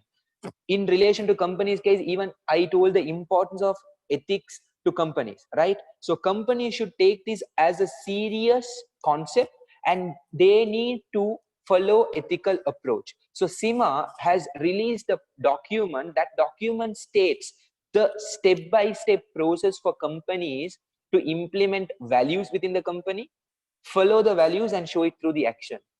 That complete framework, that complete model is, guys, is what we are going to look into, which is put up on the table, which is put up on the board, something you all copied, which is 3-step process. Step number 1, guys, let's assume a company does not have values, or the existing values is not so strong, doesn't really connect to ethics, doesn't really show the ethical behavior, and they end up turning out to be unethical companies, unethical chaps, which affects their reputation, which affects their credibility. So in that kind of a scenario, the company is going through a stage, company is going through a phase. First step involves identify the values related to business organization. Business organization size can be different, nature of the business organization can be different, the kind of activities in line with that company can be different. So to explore that specific company and define the values in relation to different activities, different decisions, different stages, different policies, these are the values the company is going to stick into, and the company is not going to compromise on that. So first and foremost, guys, it's about identifying those values, defining those values. It's like, guys, what our parents did for us small days. You shouldn't lie to someone, you shouldn't hurt, you shouldn't talk in a rude manner to elders, you should show respect. You need to ensure you respect the other gender, you respect everyone, you need to ensure you give out to others if you are in a comfortable position. So those are values, guys, thanks to our parents who have identified it, who have made it clear. Correct? So first section, guys, for company, based on their nature of company, size of the company, activities, strategies, policies, they need to identify the values, define the values. Once that is identified, once that is defined, guys, do remember, whatever is discussed will not be remembered. I repeat, whatever is discussed will not be remembered. They need to track it. They need to bring life for it. How do they bring life for it, guys? Of course, we don't do that on a day-to-day basis. Certain people do that. But in relation to companies, the values they have identified, values can be, guys, confidentiality, values can be quality service, values can be not cheating, values can be not misleading people, value can be integrity, value can be being straightforward, value can be passing quality products, quality services, which passes values to other people as well. So those values they will discuss, they will identify. But second stage, this proposal document, this document and framework released by SIMA highlights the fact that the company should produce a code based on that. That code document is known as what, guys? Code of conduct. Code of conduct. Business activities are conducted based on this set of code. So the values they have identified, they need to prepare what? A code. If you take all the top multinational corporates, I will be giving you all an activity to do, guys. We'll get into that activity. But before that, I'm explaining it to you all. You take Apple as a company, you take Nike as a company, you take Adidas as a company, you take Coca-Cola as a company, you take Tom Shoes as a company, and the list can go on. All the top multinationals, top corporates do have code of conduct. So that code of conduct is a document that details out the values that will be followed by the company, and the company will never ever compromise on that set of code, on that set of values. So second stage, guys, in relation to this is the fact that they need to give life for the values that is identified. So they need to prepare, they need to produce a code. Fine, in relation to business activities, these are the values that will be followed, and based on this code, the business activities will be conducted. And guys, businesses nowadays relating into the corporate world, they get into the extent of releasing this code of conduct to public. It's available on their websites. Releasing this code of conduct to employees, so employees know about it. Releasing this code of conduct to all the shareholders, so shareholders get the confidence. So second one is, guys, produce a code. put it up in a document so that it has some sort of a life and everyone do have the visibility factor towards the code. Now stage 2 is that which all the companies have done. Their code of conduct is available. But the third stage is many people can talk about it, many people can plan about it, many people can explore about it, many people can document anything, guys, anything. Let that be not only code, let that be ideas, let that be actions, let that be diet plan as well. But how many of them will actually do is the question. Only few. So third stage is case, just because by producing a code doesn't mean that the company will be ethical, company will have values. They need to ensure it is action oriented, it is specific, and there is walk the talk happening. Whatever is laid out in terms of the values, the company is not compromising on those values. The best company, guys, in relation to this framework where they have the code of conduct and they are following it, not even Apple. Apple has been criticized for just presenting it as a lucrative model. It's not actual, it's not true, versus just for marketing purposes they are doing it. They are being criticized for that. But the best companies, guys, Body Shop is the best company, Tom's Shoe is the best company, where they show it through the action. Whatever the values, they show it through the action. Even Accenture as a consultancy company, guys, they show it through the action. Unilever, they show it through the action. Unilever, look at their code, guys, look at the values. It focuses on creating that win-win situation. You need to do a research on that company. They show it through the action, where whatever code that is defined, they put it into action.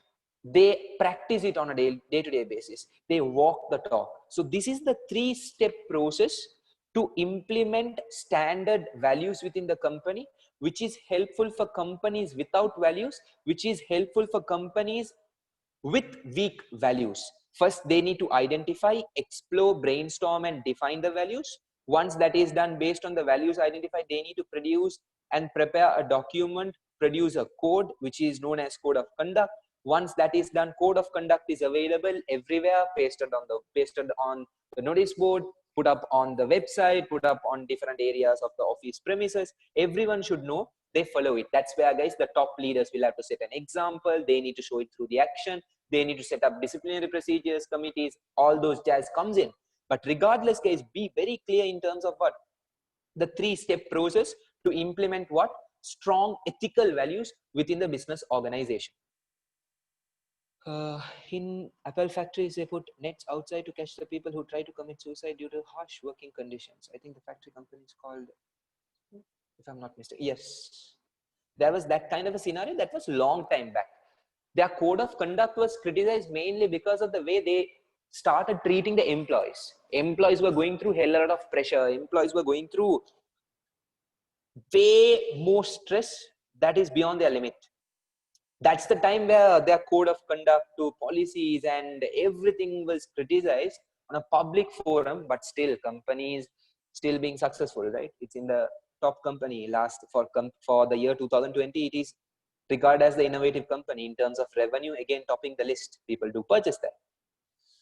That's again, guys, the kind of impression they have created, but now they have rectified the problem. They are taking that right set of actions and they are so firm about it, because that criticism brought them hell a lot of damage in terms of the reputation, the valuation of the business, and the goodwill of the business as well. Okay, guys, clear with this framework, clear with this model. If you have any questions, you can ask.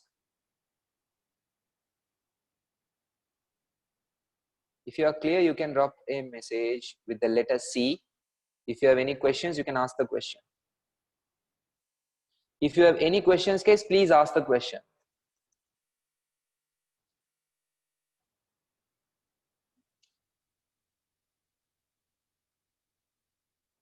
But I'm expecting response from everyone. Huh?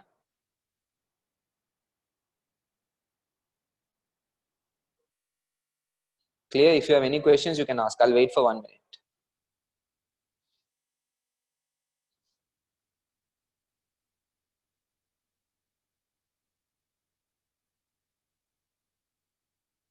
Yes, that's where the action. See, guys, in terms of action, the company should take it seriously. That's where they need to set up different procedures, different committees, different regulations in relation to disciplinary procedures, so that it's action oriented and not just conversation oriented. So there are committees appointed, assigned. It shouldn't be like diet plans, guys. You get it? Diet plan will be a form of feel good factor, right? The self-satisfaction. Wow, I have got the diet plan. But diet plan will never be followed. Not action oriented. Unless we have someone with the cane to, give that pressure to stick to it. So it shouldn't be like the diet plan. It shouldn't be action oriented. Okay, right, welcome. Guys, start writing below the diagram,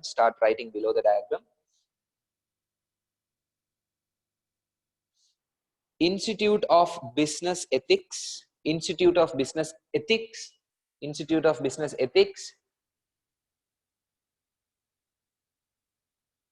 Institute of Business Ethics, and SIMA, and SIMA, and SIMA, and SIMA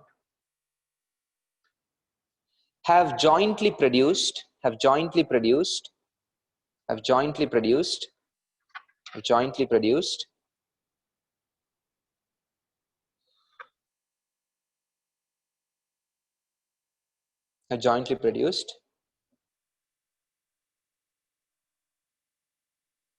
guidance document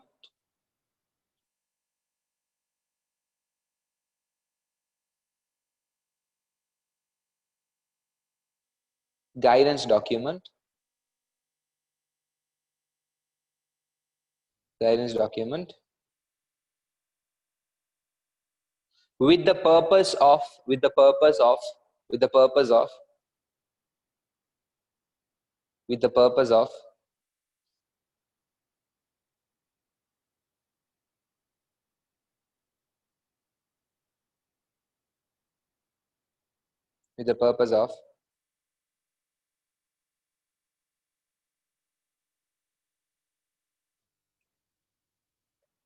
helping organizations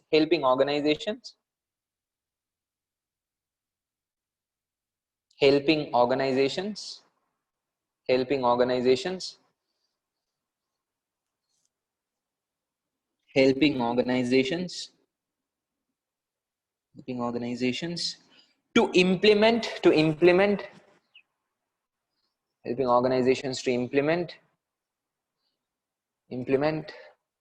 strong ethical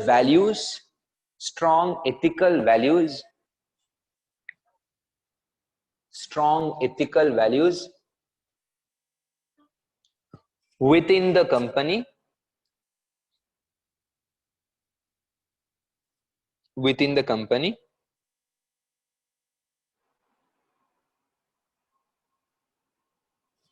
and also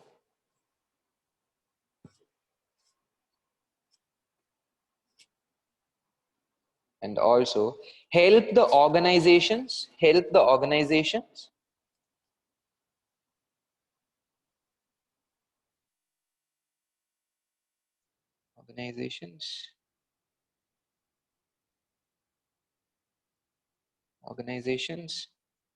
with values which are not strong, values which are not strong.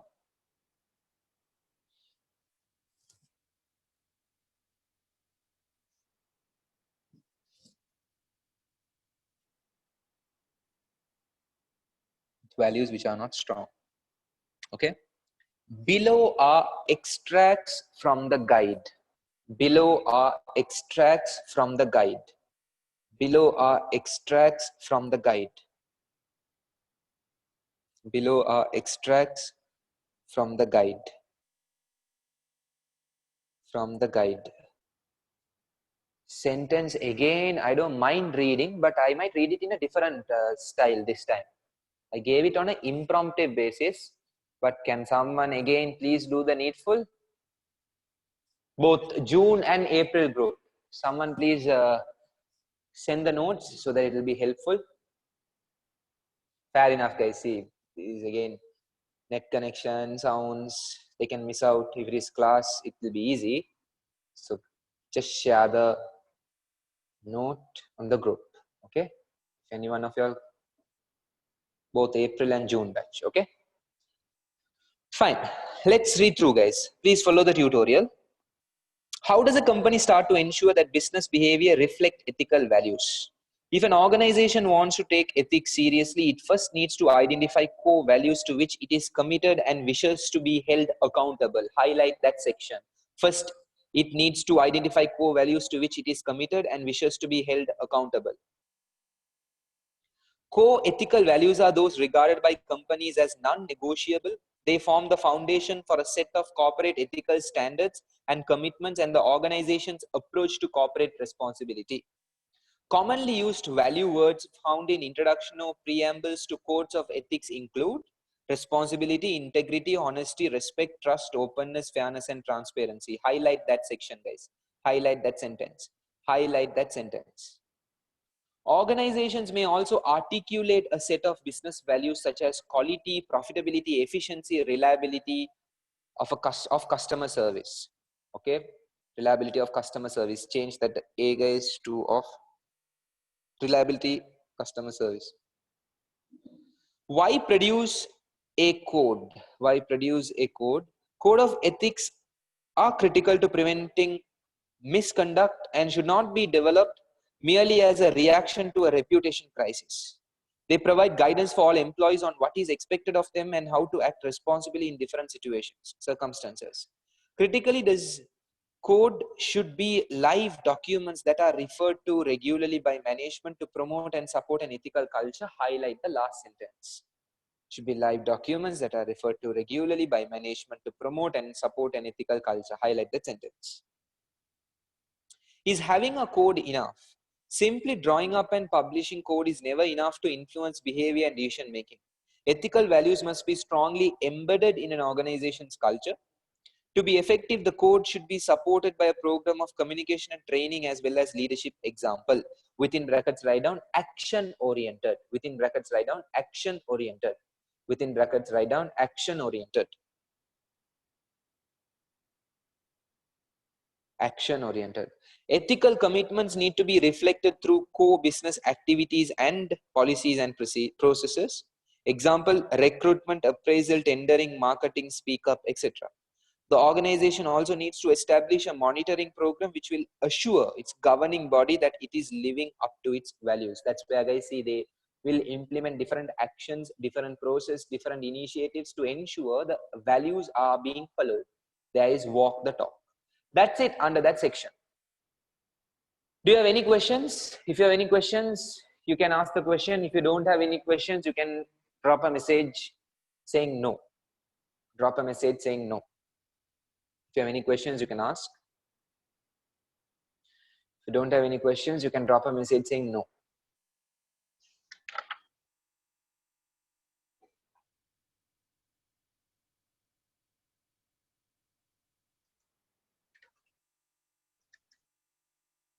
Okay, fine.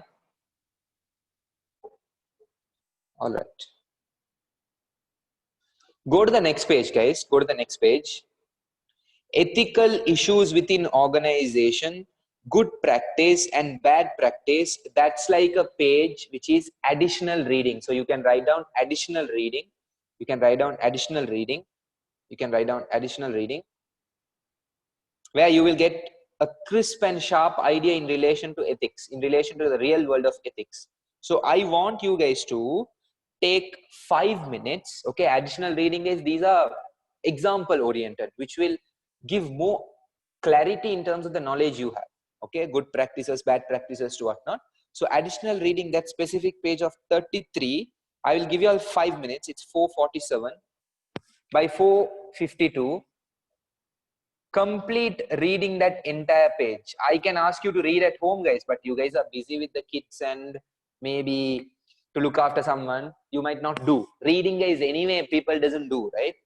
Maybe the girls might do, others, okay, we'll read it later, it will never happen. So I'll give you 5 minutes quickly, read through that complete page, page number 33. Page number 33. Once you're done reading, drop a message with the letter D. Drop a message with the letter D.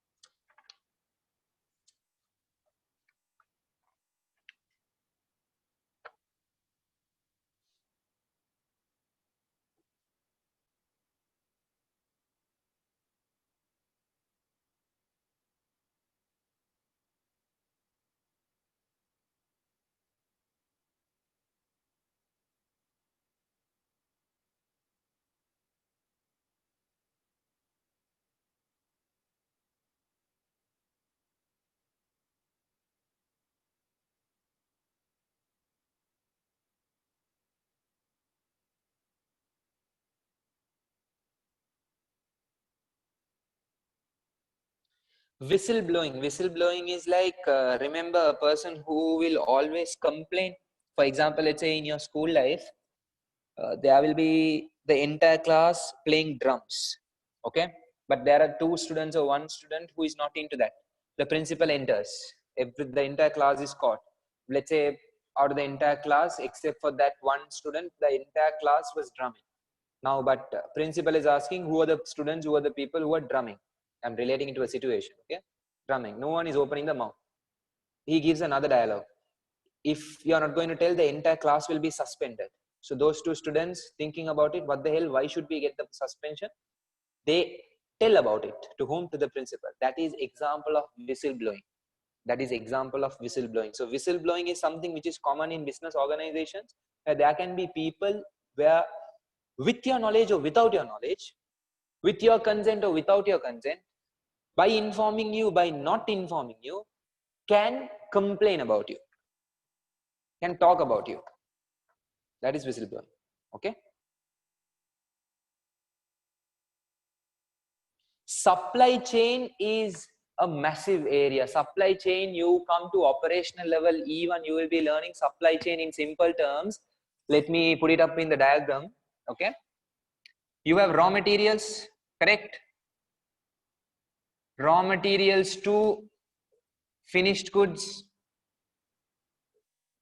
It needs to be a case where raw material should be bought in, raw material should go through the stages properly, correct? And finished goods, one finished goods are given, it should be transferred to whom? Customer. And this case, supplier. This complete process is in line with what? The supply chain. Is in line with what? The supply chain.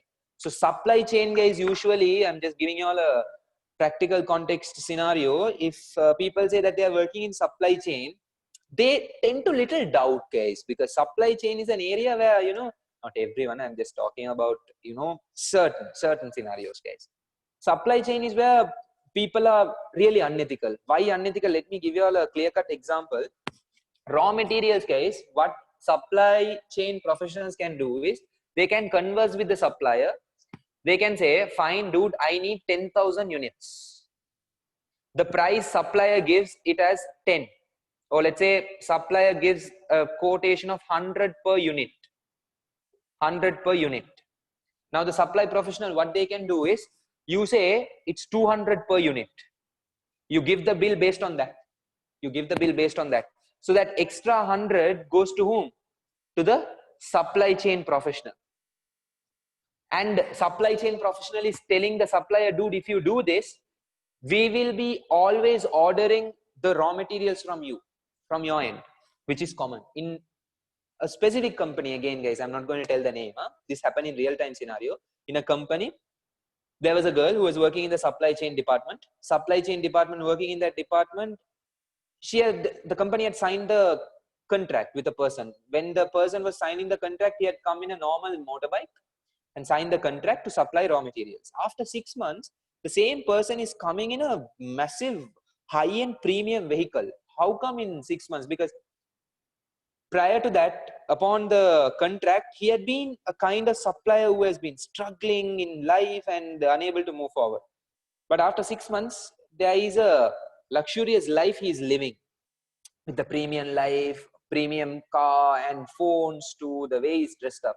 So this company, what they did was they looked into it and they figured out later the girl who had signed the contract with that person, they are both in a relationship. It's the girlfriend, that person's girlfriend. So basically the boyfriend has given the contract to them. And they did the further research and they figured out the girl working in the supply chain department has ordered raw materials where the company can use it for the next 9 years. Next 9 years, the company can use it. So that company's weak internal control system, guys, they don't have a proper control system to detect and check all these fraud. This is how organization, and this is what organization, these are activities that will happen in organizations. And this was a real scenario, and I'm not going to mention the company name, but this was one of the established company in Sri Lanka, which is really doing well. Within this company, this happened. So that is, guys, supply chain. Supply chain is all about, getting that extra rate, extra money. Just wanted to share, but you guys can continue reading. Especially, guys, good practice, bad practice, just read and get an idea. So you know the difference. Once you're done, drop a message saying done.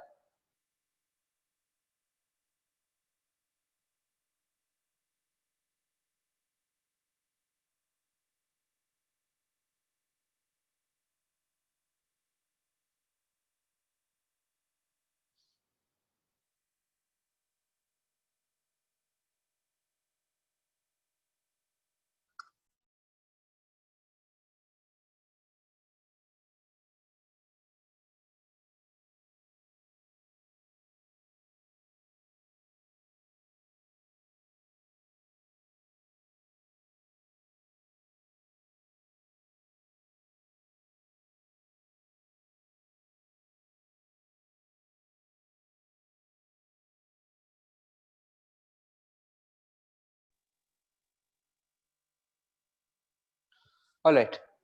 Guys, go to the next page. Cost and benefits of business ethics. Cost and benefits of business ethics. Draw a table with 2 columns. Draw a table with 2 columns. First column cost, second column benefits. First column cost, second column benefits. What are the costs of businesses being ethical? What are the associated costs? What are the benefits if a business is being ethical is what we are going to look into. So put up a table, guys, with 2 columns, cost and benefits. Cost and benefits.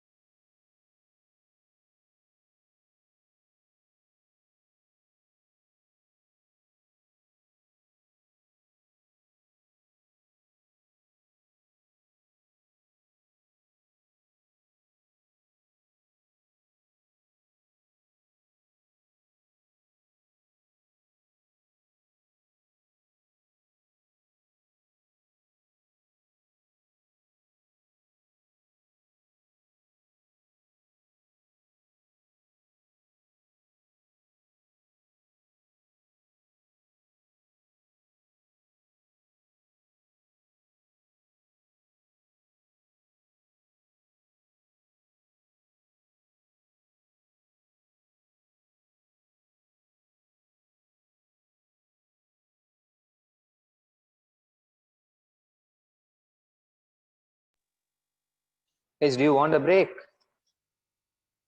Do you want a break?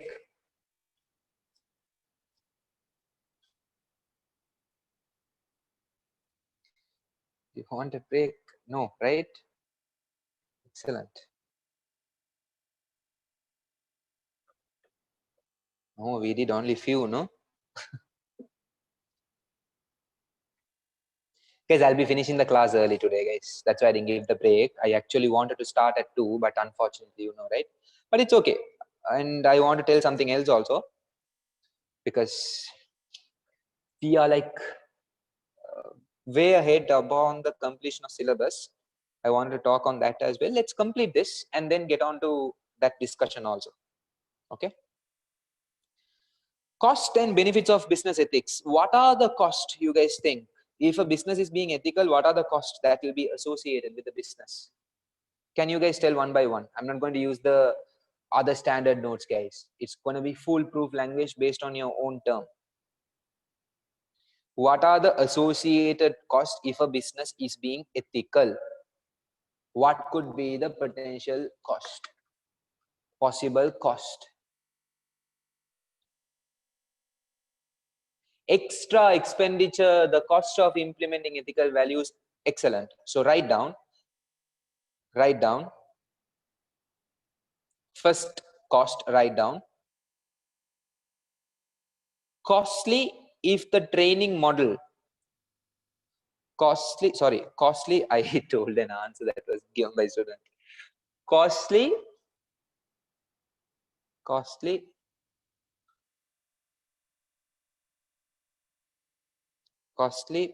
when the organization abides to ethical behavior.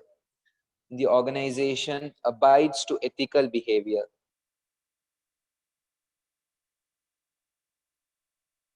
Organization abides to ethical behavior. So that's where, guys, all abides to ethical behavior. That's where all the points you told just now comes under. The consultancy fees, to training costs, to having a separate committee monitoring it. On top of that, guys, when dealing with suppliers also, they will deal with suppliers who are ethical. So ethical suppliers will charge a high price. So cost of production can go up. Cost of business activities can go up. So that is the first cost, guys. Okay, whatever points you all told, all the points, training also is coming under. So that's a very general point. Examples, guys, you can write down. Cost of dealing with ethical suppliers, example, and implementation is another example. Monitoring is another example. Having a separate committee is another example. Just jot down these examples, guys. That's more than enough. What else?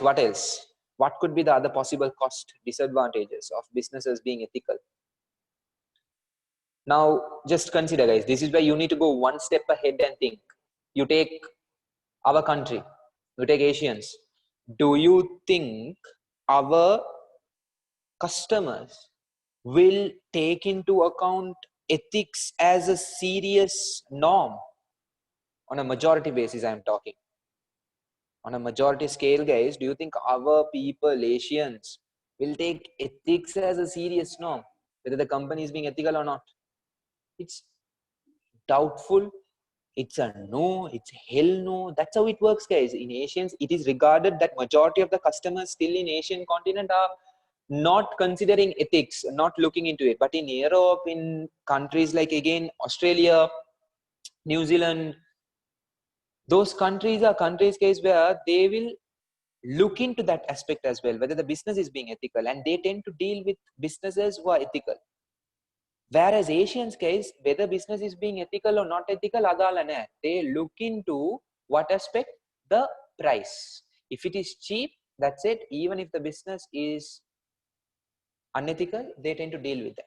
So the disadvantage is, guys, if a business is being ethical, I told you all, the cost will go up. The cost of raw materials will go up because they need to deal with ethical suppliers. When the cost of raw materials goes up, look at the product's manufacturing cost increases. The moment products manufacturing cost increases, they will have to increase the price. Now the same product, unethical business is selling at a low price, ethical business is selling at a high price. Now an unethical customer will purchase from whom? Will they purchase from the ethical business with high price or unethical business with low price? My question to you guys is, let me repeat it. An unethical customer, will he purchase from an ethical business with high price or unethical business with a low price?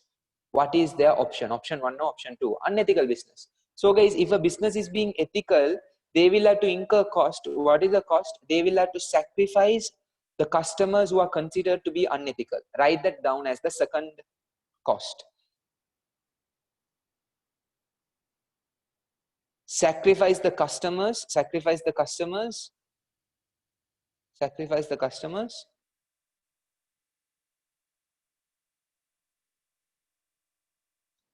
Sacrifice the customers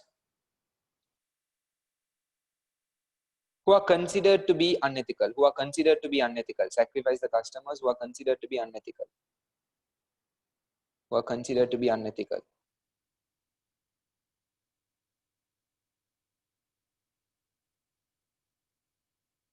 Okay. Yes, Minduli, that is also correct. Employees who follow ethics will need to be appreciated and rewarded. These would cost them. That's correct. That is falling under the first point. That cost associated with abiding ethical behavior goes up. All these can be shrinked into that. Okay. Next one, write down. Next one, write down. Time consuming. Time consuming.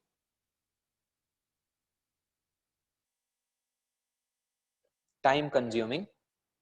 Next cost. Time consuming.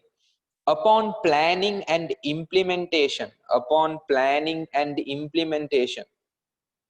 Upon planning and implementation. Upon planning and implementation.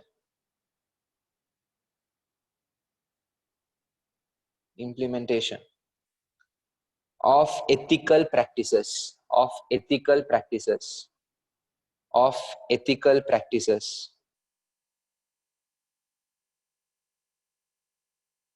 Of ethical practices.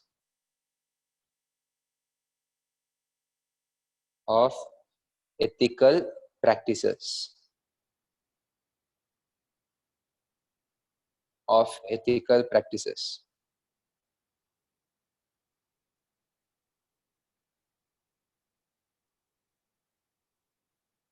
Okay. Let's get on to the benefits. Guys, are you all clear with the cost section? The points I have given? Are you guys clear with that? Are you guys clear with that? Okay, sorry, I'm not facing towards the camera. I told you all the reason. Clear, right? Okay, fine. The benefits. What are the benefits? First benefit, write down. Can attract ethical customers. First benefit, write down. Can attract ethical customers. Can attract ethical customers. Can attract ethical customers. Can attract ethical customers.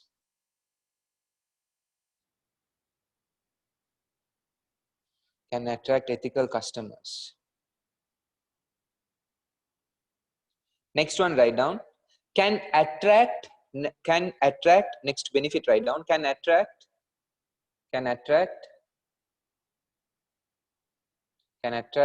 guys, you all are mentioning points. Excellent. All the points are correct. I am basing the answer based on those points. Huh? Can attract loyal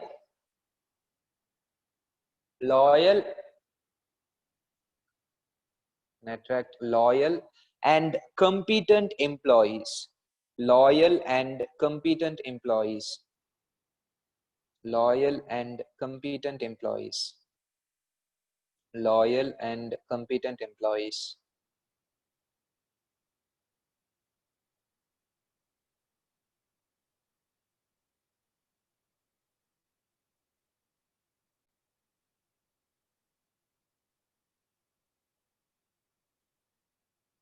Okay. Next one, write down. Next one, write down. Can enhance the company reputation. Can enhance the company reputation. Can enhance the company reputation. The reputation will go up. There will be a positive impact. Can enhance the company reputation.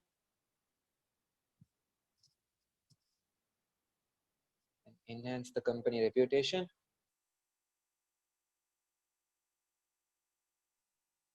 Next one, can obtain government support. Can obtain government support.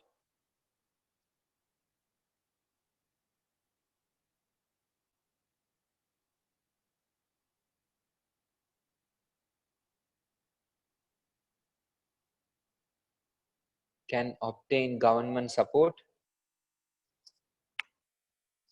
Can obtain government support.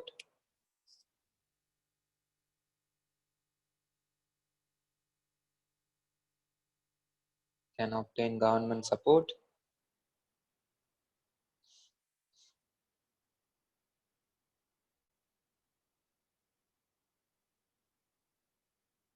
Okay. Next one, write down. Next one, write down. Next one, write down. Can increase the customer base. Can increase the customer base. Can increase the customer base. Next one, write down. Can increase the customer base.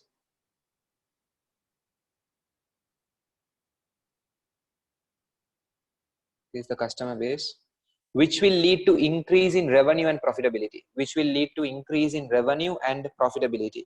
Which will lead to increase in revenue and profitability. Which will lead to increase in revenue and profitability. Which will lead to increase in revenue and profitability. Profitability.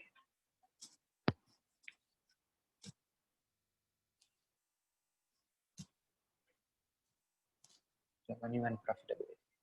Okay. Revenue and profitability. Next one, write down. Last benefit, write down. Can lead to cost reductions in the long term. Can lead to cost reductions in the long term. Can lead to cost reductions in the long term. Can lead to cost reductions in the long term. Can lead to cost reductions in the long term. Can lead to cost reductions in the long term. Can lead to cost reductions in the long term. So guys, see, these are obvious benefits of a business being ethical and abiding to the ethical requirements. The fact that they will be able to attract customers, ethical customers. They will retain, they will recommend, there will be good reputation. The moment that happens, it will lead to attracting employees who are competent. It can also contribute to increasing customers of revenue and profitability. Those are the obvious advantages, which is common. So have an idea about that. Next section, guys, I want you all to, I'm finishing the class now. Before that, let me share 3 messages, guys. 3 important messages, okay? Third one being the most important. So wait for it. First one. So can you include attraction of potential ethical investors? Yes, you can include that as well. Very good, Arjun. Include attraction of potential ethical investors. Yes, the shareholders, ethical shareholders will be willing to invest. You can put that also as an advantage, as a benefit. Can attract ethical shareholders. So message number 1 is, guys, I want you all to again pick your favorite company. Guys, if I'm finishing at 5, you will be given an activity. That's all, okay? Favorite company and document the code of conduct or write it in a piece of paper, their code of conduct. For example, let's say your favorite company is Apple. What's their code of conduct? You can draft it in a Word document, or you can write it in a paper, take a photo and send it to what? The WhatsApp group. So others also can read it. What we did, guys, what we have already done. This is one message. What I want you all to do, take it seriously and do, guys. So closed. That section is completely closed. Second message is, you have the consequences section.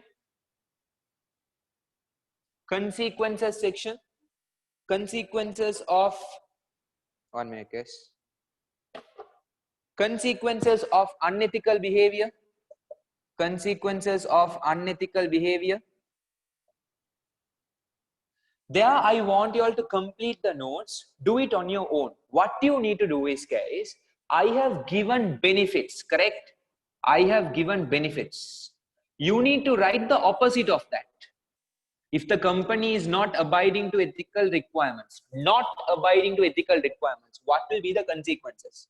Example, I have given one benefit, can attract customers. You can write cannot or will not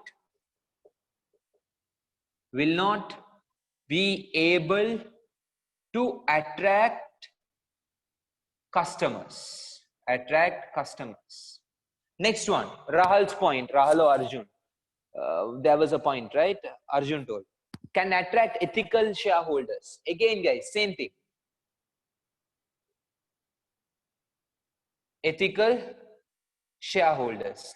So it's just the opposite of what we did for benefits, guys. Take each point and write the opposite. Think on your own and write it.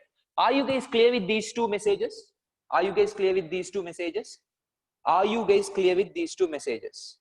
Yes or no? Opara, I'll address your question. I just saw the question.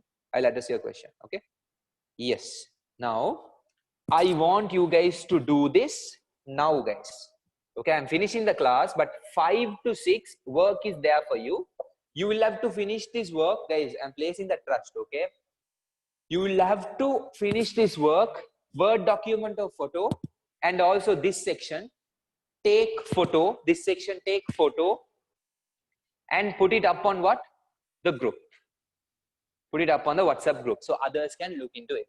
That is one expectation. By 6 o'clock, you need to close it. Okay, clear with that? Yes, Lahiru, you do it after the work. No issues. And Opara, your question of cost reduction in the future. See, cost reduction, it's more like getting into addressing Opara's question. She asked for an example of cost reduction. Cost reduction in the long term, when the business is being ethical and when they abide into ethical behavior, even their production processes will be aligned with right action. So the moment they are getting into right action, they will start using renewable sources of raw materials, renewable energy sources, machineries, which doesn't pollute. So initial cost is high, but in the long term, in terms of the production process, the unit base, it reduces, it comes down. Okay, and on top of that, see, if you take cost as a figure, they see cost per customer, cost per unit. When the number of customers increase as the business is being ethical, they will have to produce a lot. The moment manufacturing process becomes so large, the cost per unit will reduce. Economies of scale with Arkil you will be learning in economics. Okay. Yes, Arjun, yes, what's the doubt?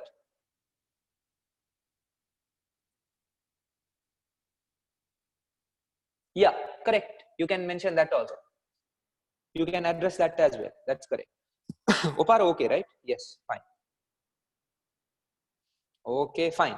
Those are the two messages, guys. And the last most important message is we are upon the completion of this wonderful batch. So next week will be my last official class, guys. Sunday evenings with Shukri Salman will be an ending by next week. Next week will be the last official class because I will be completing ethics section in terms of the content because we are left out with bits and pieces, guys. You can just skim through. So that section also will be done, which is how many percent? 30%. I have already completed corporate governance, which is 15%. So next week, Sunday will be my last official class, guys. After that, it's going to be, you know, I will put on extra classes, 1 hour class, 1.5 hour class. That is, guys, focused on few questions. That is focused on clearing off your doubts. And that's not going to be official. That's going to be, guys, let's say on a weekday, Wednesday, 9 to 10 o'clock. Maybe let's say Friday, 8 to 9 o'clock. So it's going to be 1 hour sessions, which will not be official. That's the plan. So next week will be the last class. So we'll be closing ethics, but don't worry. In terms of the ethics questions also, guys, based on that extra days I told you, I'll be doing it 1 hour scale. But that also, guys, maximum 2 classes and we'll be done. Okay. So as promised, guys, on the first day, I don't know how this batch went also. I still remember the first day, I guess. Yeah, I told you I will be finishing off the content along with this and this. So from my end, ethics and CG will be done by next week. Okay. After that, guys, it's all about you getting prepared for the exams and you gearing up for all the exams that is supposed to be done from your end. Is that clear? The 3 messages. People, clear with that? Yes, great.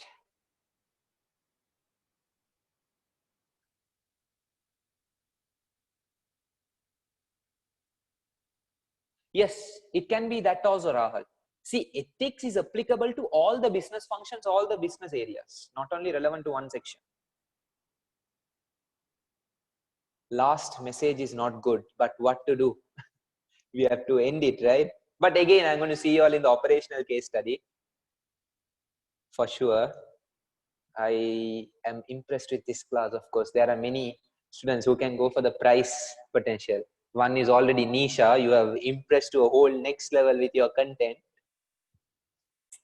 Arjun, Minduli, everyone, Zuhara. So my potential future prize winners for operational case study. But Nisha, I thought you are underground mafia because you are asking for breaks and all those stuff. All right, that's it, guys. That's pretty much about it. By 6 o'clock, I am expecting these 2 activities to be up on the group. That's pretty much about it. Okay, yeah, you changed the impression today. That's pretty much about it, guys. See you guys next week. And thank you very much. Yes, Binduli, you send it when it is possible, when you get the phone, no issues. Okay, thank you very much. Take care. God bless you all. Expecting to see the activity up on the group by 6 o'clock. See you guys next week. Take care, guys. Welcome, welcome, guys. Welcome, welcome. Welcome, welcome.